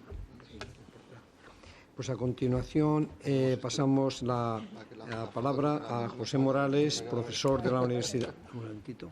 Profesor de la Universidad Complutense de Madrid, al que también agradezco mucho su participación. Luego vamos a tener también la satisfacción de oírle en otra sesión. En esta sesión lo hace en sustitución de Constancio Zamora, que no ha podido venir. Y va a tratar de un tema muy atractivo y a veces complejo, es la diferencia entre patrimonio neto y pasivo. Es una cuestión que también se trata en esta resolución del ICAC, que él va a comentar lo que dice la resolución y también pues, nos va a comentar algunos aspectos prácticos de cómo se interpreta por las empresas esta cuestión tan relevante. Y sin más, y agradeciendo su participación, paso la palabra a José Morales. Muchas gracias, Felipe. efectivamente yo me voy a concentrar en la parte un poco más de pasivo capital dentro de la resolución del ICAC. Bueno, esta resolución se aprobó el 5 de marzo de 2019 y su aplicación es para ejercicios que comiencen a partir de 1 de enero de 2020. La resolución transpone y desarrolla en gran parte la NIC 32, que es la norma dentro del ámbito de la SNIF que regula la problemática contable de pasivo capital, además de transponer y desarrollar otros aspectos de la NIC 32 y la NIF 9, como neteo, activos o pasivos, coste de transacción, contabilización de intereses y dividendos, etcétera, y otros aspectos mercantiles en los que yo no me voy a meter, que María Dolores y Juan se han explicado antes, ¿no? Bueno, por ir al grano, la resolución incluye las definiciones de patrimonio, pasivo e instrumento compuesto. Un poco esta es la problemática contable de pasivo capital. Cuando una empresa emite un instrumento, tiene que analizar hasta qué punto ese instrumento se contabiliza se debe contabilizar como un pasivo financiero o como un instrumento de capital, o incluso, como también mencionaré ahora, como un instrumento compuesto. Entonces, en principio aquí lo que prima es, como en muchos de los aspectos contables, el fondo económico de la operación, aunque luego también os puedo contar algún caso en el que el fondo económico de la operación pues tampoco lo que prima, pero bueno, en principio se supone que el fondo económico de la operación es lo importante, y si un instrumento cumple definición de pasivo, se contabiliza como pasivo. Y si un instrumento, llámese como se llame, cumple la definición de capital, pues se contabiliza como capital. Y si un instrumento pues tiene características de los dos, pues en principio es un instrumento compuesto, ¿no? La clave para diferenciar pasivo y capital, como yo creo que muchos de vosotros sabréis, es el tema de la obligatoriedad de pagar. O sea, cuando una empresa emite un instrumento, pues si tiene obligación de pagar algo, es pasivo. En cambio, si no tiene obligación de pagar, es capital. Por ejemplo, un bono, pues si una empresa emite un bono, pues tiene obligación de pagar los intereses del principal, pues entonces eso es pasivo. En cambio, si una empresa emite unas acciones ordinarias, en principio no tiene obligación de pagar nada. Dividendo, pero eso sí lo elige la Junta General de Accionistas, o sea que no es obligatorio. Entonces, el tema es pasivo capital, o sea, si ya os digo, si hay obligación de pagar, estamos ante un pasivo. Si no hay obligación de pagar, es capital. Incluso si, más que obligación de pagar, fijaos, es mejor decir si no puede evitar no pagar. Porque, por ejemplo, imaginaos el típico préstamo participativo, un clásico, que solo tengo que pagar intereses, por ejemplo, si tengo EBITDA positivo. Eso es pasivo capital. Bueno, eso es pasivo. ¿Por qué? Porque si hay EBITDA positivo no puedo evitar no pagar. Y se supone que yo no puedo controlar el EBITDA que tengo. Entonces, es pasivo si no puedo evitar dejar de pagar. Ya sea en una fecha determinada obligatoriamente, ya sea si ocurre un hecho sobre el que yo no, un hecho que no controlo. Luego están los instrumentos compuestos. El instrumento compuesto tiene como un mix, tiene un poco de pasivo y un poco de capital. Al inicio, cuando se emite el instrumento, hay que ver si es pasivo, capital o compuesto. Un compuesto, yo os digo, tiene algo de pasivo y algo de capital. Compuestos clásicos, muchos instrumentos convertibles son compuestos. Pues algunas acciones preferentes que tengo que pagar un dividendo obligatorio mínimo y puede que se pague más, también pueden ser compuestos, etcétera. En ese caso, hay que ver el valor razonable de la parte pasivo al inicio, o descontar los flujos de la parte pasivo, y esa parte pasivo y el resto, la parte residual, es capital. Los instrumentos compuestos. Vamos a ver dentro de la resolución y que transpone parte de NIC 32, algo que a mí me sale mucho en la práctica, que es derivados sobre acciones propias. Es un tema que me sale mucho en la práctica. Derivados sobre acciones propias. Hay muchas entidades que por una razón u otra tienen, por ejemplo, para cubrir un plan de stock option, por X razones tienen derivados sobre acciones propias. Un derivado cuyos subyacentes son acciones propias. ¿Eso qué es? ¿En realidad es un derivado o un instrumento de capital por el hecho de que el subyacente son acciones propias? Aquí está el tema, ¿no? Pues el artículo 4 de la resolución del ICAC, siguiendo la NIC 32, te habla de la famosa regla fijo por fijo. Si ese derivado son acciones propias, la única forma de liquidarse es a través de el intercambio de un número fijo de acciones propias por un precio fijo es capital. Se contabiliza como un instrumento de patrimonio. Resto de casos, derivado. Repito, un instrumento que cumpliría en general la definición de derivado. Si cumple la regla fijo por fijo, capital. Si no, derivado. ¿Vale? Por ejemplo, pues un caso sencillo, y ahora veremos otros casos un poco más complicados, incluso casos incluso que se ven en la práctica que no están resueltos. Incluso que en los libros de la Big Four cada uno dice una opinión. Ahora veremos alguno.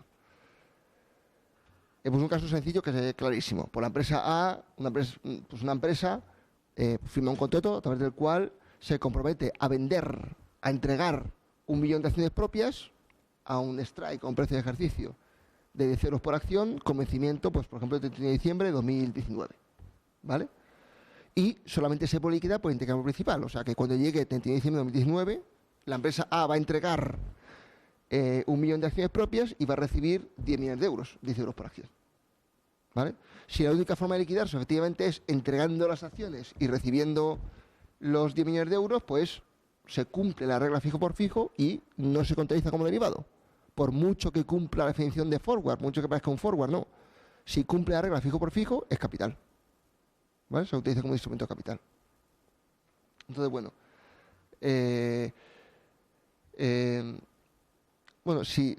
Si en cambio, fíjate, se liquida por diferencias, si en vez de entregar los 10 millones el millón de acciones y recibir los 10 millones de euros, cuando llegue el vencimiento, se compara esos 10 euros por acción con el precio de las acciones al vencimiento y se paga o recibe el vencimiento el valor del derivado, se paga en cash, se paga o recibe en cash el valor del derivado al vencimiento, se liquida por diferencias el derivado, entonces en ese caso estamos ante un derivado contablemente. ¿Vale? Es importante distinguir si el instrumento se contabiliza como derivado o se contabiliza como capital. Como se contabiliza como capital o como instrumento de patrimonio, en ese caso simplemente todos los importes pagados o recibidos van a fondos propios, no hay cambio de valor ni nada. No se contabiliza cambio de valor. En cambio, si se contabiliza como derivado, todo el cambio de valor, o sea, en cada fecha hay que valorarlo por su fair value, hay que contabilizarlo por su fair value, que por ser activo o pasivo, y el cambio de valor va a resultados, con lo cual no tiene nada que ver un tratamiento contable y otro. O sea, que el instrumento, que ese instrumento sobre acciones propias, que ese posible derivado sobre acciones propias se contabilice como capital o como derivado, no tiene nada que ver. En un caso no te da volatilidad en la cuenta de resultados, en otro caso sí. Casos en los que, por ejemplo, no se cumple la regla fijo por fijo y sí son derivados, casos claros. Por ejemplo, pues la entidad, una empresa, vende una opción call a través del cual el inversor, la contraparte, puede comprarme un número fijo de acciones propias, ¿vale?, a un precio de ejercicio. Y ese precio de ejercicio varía. Si llega al vencimiento, el precio de mercado de las acciones está entre 0 y 10 euros, me puedes comprar si quieres 10 acciones a 5 euros. Y si está entre 10 y 20 euros, me puede comprar 10 acciones a 6 euros.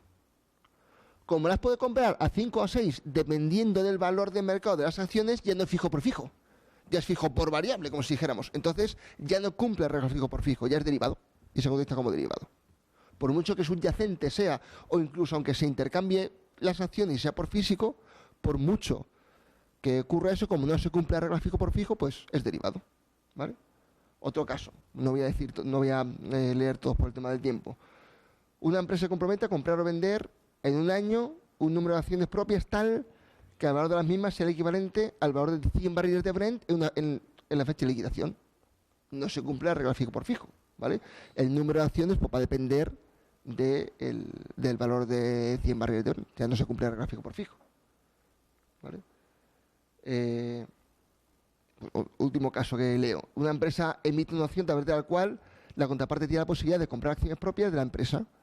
Existen varias fechas de ejercicio. El número de acciones a recibir de la contraparte depende de la media del precio cotizado de las acciones de la empresa en los 3 meses anteriores a cada fecha de ejercicio. Ya no sé, al entregar las acciones no sé cuánto voy a recibir, va a depender de la evolución de la cotización, por lo cual tampoco cumple el gráfico por fijo. ¿Vale? Algunos casos no regulados, ¿vale?, que no están ni en la RICAC, ni en la NIST de Tirón, ni en ningún sitio. Vamos, en los libros de la Big Four en algunos casos se pronuncian. Por ejemplo, imaginaos un caso que esto yo lo he visto en la práctica, de que una empresa vende una opción a a una contraparte, a través del cual la contraparte puede comprarme 100 acciones propias, ¿vale? La contraparte puede comprarme a mí 100 acciones propias, se liquida por físico, o sea, voy a entregar las acciones propias, pero ¿a qué precio? Pues depende. Si lo ejerce el primer año, me las puedo comprar a 10. Si lo ejerce el segundo año, a 12. Y si lo ejerce el tercer año, a 13. O sea, me puedo comprar 100 acciones, pero depende de cuándo lo ejerza, el strike va cambiando. Entonces dices, joder, ¿es fijo por fijo? Hombre, es fijo, no es fijo, es un número fijo de acciones, pero el precio no es fijo, pero está predeterminada la variabilidad. Depende de cuándo lo ejerza, sabe ya cuánto va a pagar. Entonces, bueno, por un lado, parece que no es fijo por fijo, pero por otro lado, digamos, la variabilidad está prefijada, ya está predeterminada. ¿Es derivado o es capital? Pues bueno, en principio se puede argumentar de que sí es capital, de que aunque no es un precio fijo, lo que decía, ese precio aunque varía solo a lo largo del tiempo y además está predeterminado. Para EY, en el manual de EY dice que sí, que podría argumentarse que cumple la regla fijo por fijo, pero no está claro. Otro caso claro, equity por equity. Imaginaos un clásico contrato en el que yo, contrato con una contraparte, entregar un número fijo de acciones a cambio de otro número fijo de acciones de otra clase, en el consolidado de otra empresa del grupo, etcétera. Equity for equity. He contratado a una fecha dada, entregar un número de acciones propias y recibir a cambio otro número de acciones propias. Yo os digo, o de otra clase, o de otra filial, o lo que sea. Entonces, en principio, no cumple la regla fijo por fijo. No es un número fijo de acciones propias por un precio fijo, es por otro número de acciones. Pero claro, joder, si eso no es capital por capital. Entonces, bueno, entonces, ¿qué es derivado o capital? Pues bueno, no está claro. En principio, sí podría decirse que es capital, pero porque, joder, cae por su propio peso, digamos. Pero por otro lado no cumple la regla fijo por fijo, con lo cual está la cosa ahí. ¿Vale? KPMG dice que, bueno, que en su punto de vista, pues sí cumple la regla fijo por fijo. Igual dice que en principio sí, pero podría argumentarse también que no. Otro caso, este caso muy, muy típico. Reestructuración de un número de acciones. Pues un caso en el que se va a intercambiar un número de acciones a un precio fijo, pero ese precio fijo puede variar. Pero puede variar en función de reestructuraciones de las acciones. Imagínate que hay un split, por ejemplo. ¿Vale? Imagínate que yo he contratado con una contraparte, entregarle 1 millón de acciones y me va a dar 10 euros por acción. Pero dice, hombre, si hay un split, el precio cambia. Hombre, en principio, esta cláusula, digo, imagínate que hay un split de 2 por 1. ¿Vale? Entonces, claro, es lógico que el precio baje a 5. Pero claro, ya no fijo por fijo. Pero, hombre, es lógico meter esta cláusula para evitar el efecto de dilución, ¿no? Pues, hombre, se puede argumentar que cláusulas que, digamos, lo que hagan es evitar que, digamos, el derivado cambie de valor por efecto de dilución, apreciación de capital o no a precio de mercado, etcétera, pues en principio se puede argumentar que sí, digamos, no invalida la regla fija por fijo por fijo. Eso, por ejemplo, se ve en muchos modos convertibles. En muchos modos convertibles que el strike de la opción de conversión se adapta para evitar, yo os digo, diluciones, splits, pago de dividendos. Tú imagínate, yo os digo, que, digamos, contrato con una empresa a entregar acciones y me paga X euros por acción y yo me pongo a repartir dividendos como un loco. Si me pongo a repartir dividendos como un loco, sé que el precio de acción va a bajar.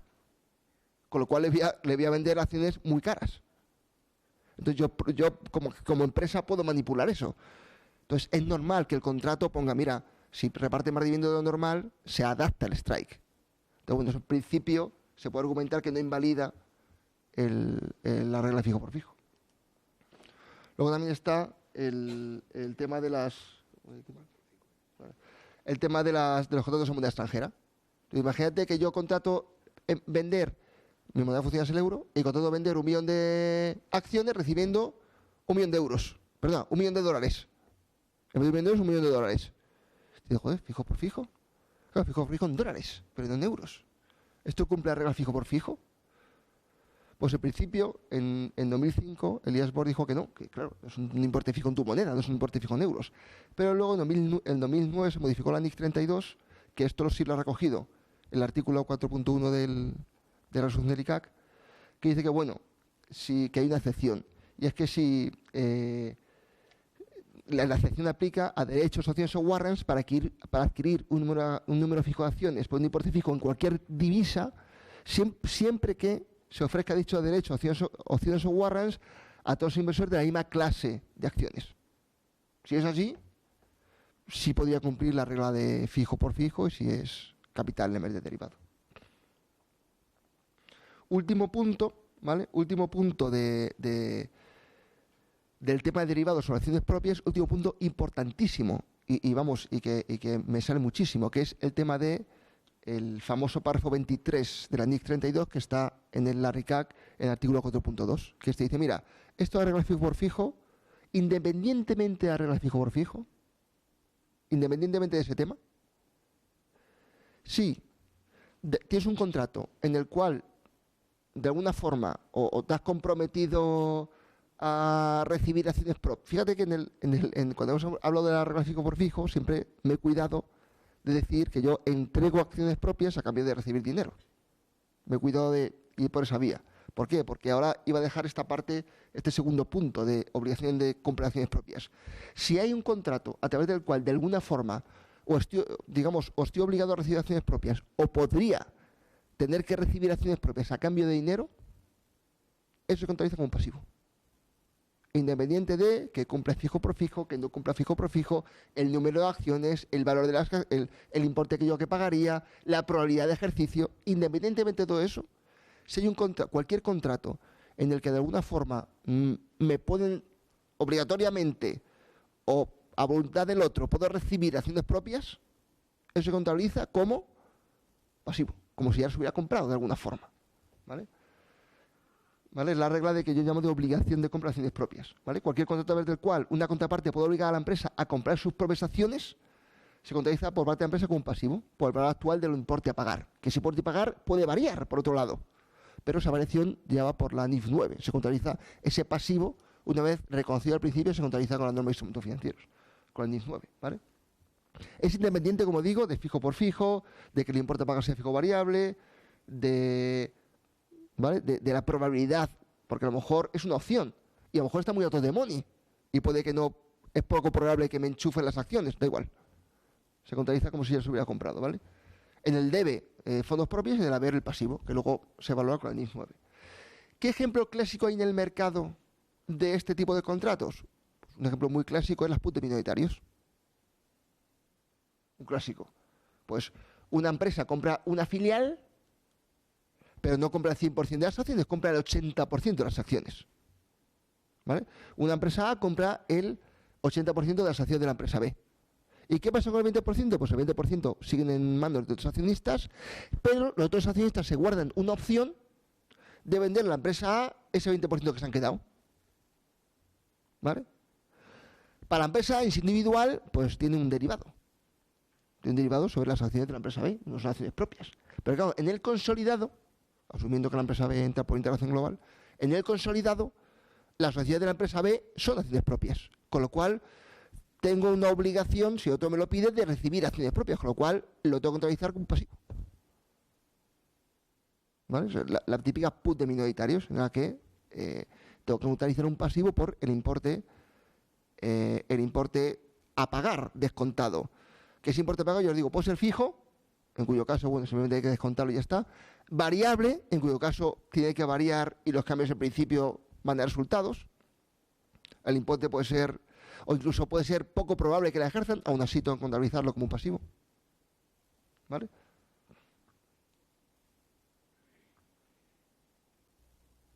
Hay otros contratos que se pueden liquidar por acciones propias, que son, por ejemplo, pues un pasivo, ¿vale? Ya termino. Ya es lo último que digo. Si tuviera un contrato que no es un derivado, que se puede liquidar o se liquida por acciones propias, pues bueno, voy a poner un ejemplo. Un préstamo que al final se liquida por un número fijo de acciones.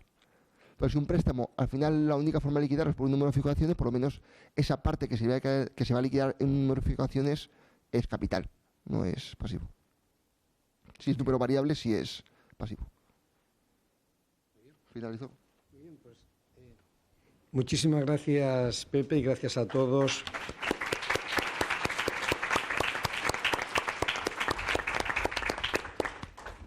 Gracias a todos también por ajustaros al tiempo. Entonces vamos a ver preguntas que existan sobre cualquiera de las intervenciones. Hola, buenos días.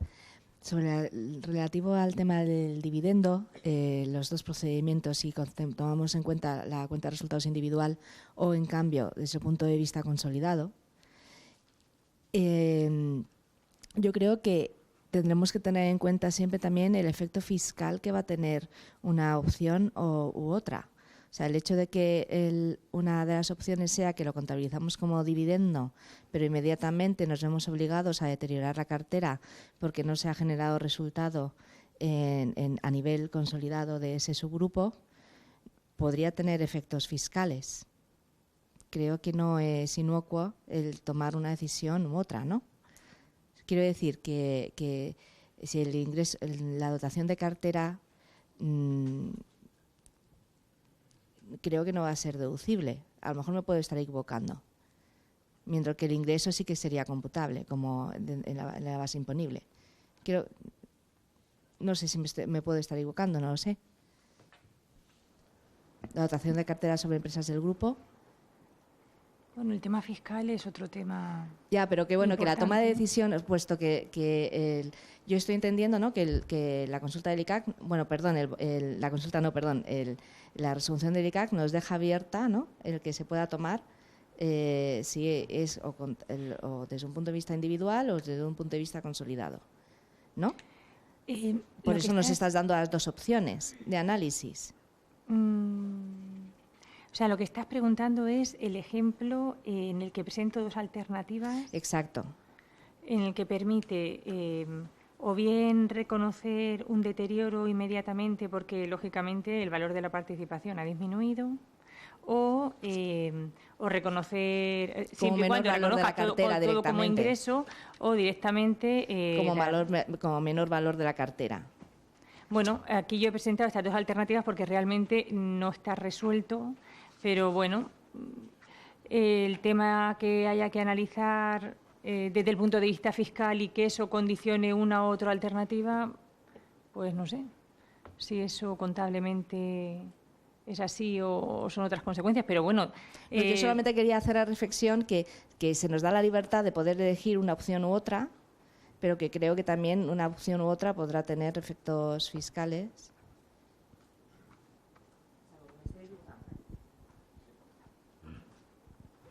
Sí, solo un comentario en relación con eso. No acabo de entender que la prima de emisión sea un reparto de beneficios. Repartir la prima no es repartir beneficios. Entonces, que a quien se le entregan los fondos tenga la opción de lo tenga que contabilizar como ingreso no me parece procedente.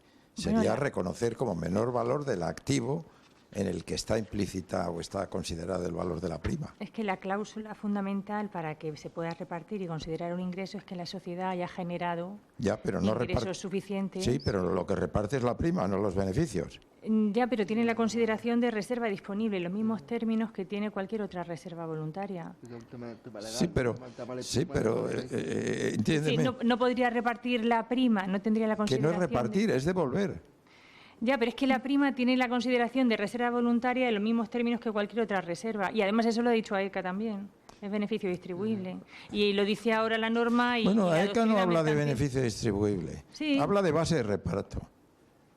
Vamos, a lo mejor me equivoco, porque la memoria me da para lo que me da. Pero es 2014. Que a mí me cuesta trabajo asumir que se hable de reparto del beneficio cuando se está repartiendo la prima de emisión. Igual que una reducción de capital es una reducción de capital, no se dice que es un reparto de beneficios. Bueno, la prima de emisión, pues ya se dice, ¿no?, en el artículo 3º que define el beneficio distribuible, que tiene la consideración de beneficio distribuible como cualquier otra reserva. Bien, sí. En cuanto a que sea dividendo, pues claro, lógicamente, para que no sea recuperación de de la participación, sino que sea un ingreso, es condición ineludible, pues eso, en la segunda transparencia que he dicho, que tiene que haber generado la sociedad ingresos superiores, o al menos igual o superior, para que pueda repartirse, porque si no, ¿qué diferente estatus tiene? Pero eso es una condición para el que reparte. Pero para el que recibe los fondos, ¿por qué no puede considerarlo como menor valor de los títulos que tiene reconocidos en el activo? Yo creo, Leandro, que una vez que ya hay beneficios, tú llámale prima, llámale reserva, todo se mezcla en los... No, pero claro, son cuestiones distintas. Yo creo que es la filosofía de lo que, pero ya de lo que hay detrás. Sí, pero ya me pongo en el lado del receptor. Y el receptor lo que recibe es una devolución de una parte del valor que tiene reconocido en su activo. Pues es que en la medida que haya generado suficiente, pues es eso, el estatus mercantil. Lo ha generado la otra.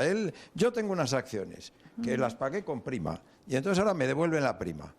Y me dice, no, eso es un ingreso. Y yo, bueno, tengo mis dudas, porque me están devolviendo el valor. Y otro tema asociado a eso. Has puesto un ejemplo en que ese mayor pago lo achacas a la existencia de unos intangibles. No sé por qué. Y luego, bueno, porque lo dice el dato del supuesto. Sí, pero si existe el intangible, el hecho de que les repartan un dividendo no tiene por qué minorar la existencia del valor de los intangibles. En el tenedor de las acciones, vamos. Si ha pagado por un intangible, que le repartan dividendos que proceden de... Eso no minora el valor de los... Bueno, porque se supone que lo que reparte es el intangible, ¿no? No, el intangible no se puede repartir. La reputación de la compañía... Bueno, pero es que un dividendo lo puedes pagar en dinero y lo puedes pagar en especie, ¿no? También. ¿Cómo? No, es que es confundir, digamos, una cosa con la otra. Es decir, que el papel, el que reparte dividendo. Pero eso de decir que el otro tiene que deteriorar el valor del activo, que además es considerado que era intangible, yo digo, no, vamos a ver, no ha desaparecido, salvo que tenga una marca que la ha vendido a un tercero y de eso venga el beneficio. Pero si no, no veo cómo están ligadas. Perdón. Sí. Bien, por terminar esta sesión, respecto a la primera pregunta, como ha contestado ya María Dolores, pues evidentemente el que haya dos alternativas contables no necesariamente tienen que ir acompañadas con el tratamiento fiscal correspondiente. En el supuesto de que tuviese un tratamiento fiscal diferente y las dos fuesen aceptadas, pues sería la empresa la que tendría que elegir la que más le conviniese, ¿no? Y respecto a lo que comentaba Leandro, pues es cierto que en este tipo de normativa que hay componente contable y componente mercantil, pues claro, todos nos encontramos con algunas sorpresas. Pero sí que es cierto de que hay un elemento que preside la resolución, que es la sustancia frente a la forma. Entonces, de alguna manera, con el hecho de que a las mismas cuestiones, aunque se vistan de distinta manera, se vayan a tratar de forma diferente, entonces dice, si ha habido beneficios, si la empresa que reparte dice que son beneficios o dice que son prima de emisión, que el quien los recibe lo pueda tener distinta contabilización, pues en función de la primacía del fondo económico, pues decir, como ha tenido beneficio desde que yo invertí hasta que reparte, aunque ahora lo que reparta sea la prima de emisión, pero como es de han existido beneficios, pues el que lo recibe lo lleva a beneficio. Puede resultar un poco sorprendente, pero no es más que la aplicación de la sustancia frente a la forma, entiendo yo. Pero vamos, todas estas cosas son discutibles, evidentemente. Bien, pues muchísimas gracias a nuestros ponentes, porque no tenemos... Bueno, una pregunta más. Bien, sí, aunque retrasemos un poquito el café. ¿Alguna pregunta más? Bien, sí, claro. Yo quería preguntar sobre la entrada en vigor de la resolución. ¿Qué relevancia práctica tiene esa entrada en vigor en la medida en que es una resolución que compila criterios ya previos de muchas consultas del ICAC, y si todos estos criterios que al final está poniendo de manifiesto la resolución de forma compilada, con alguna novedad que nos ha comentado hoy por materia, pues se aplican exactamente igual en 2019, por ejemplo?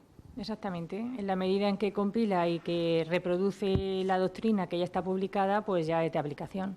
Únicamente si hubiera algún criterio diferente, pues ese sería el que entraría en vigor a partir del 1 de enero del 2020.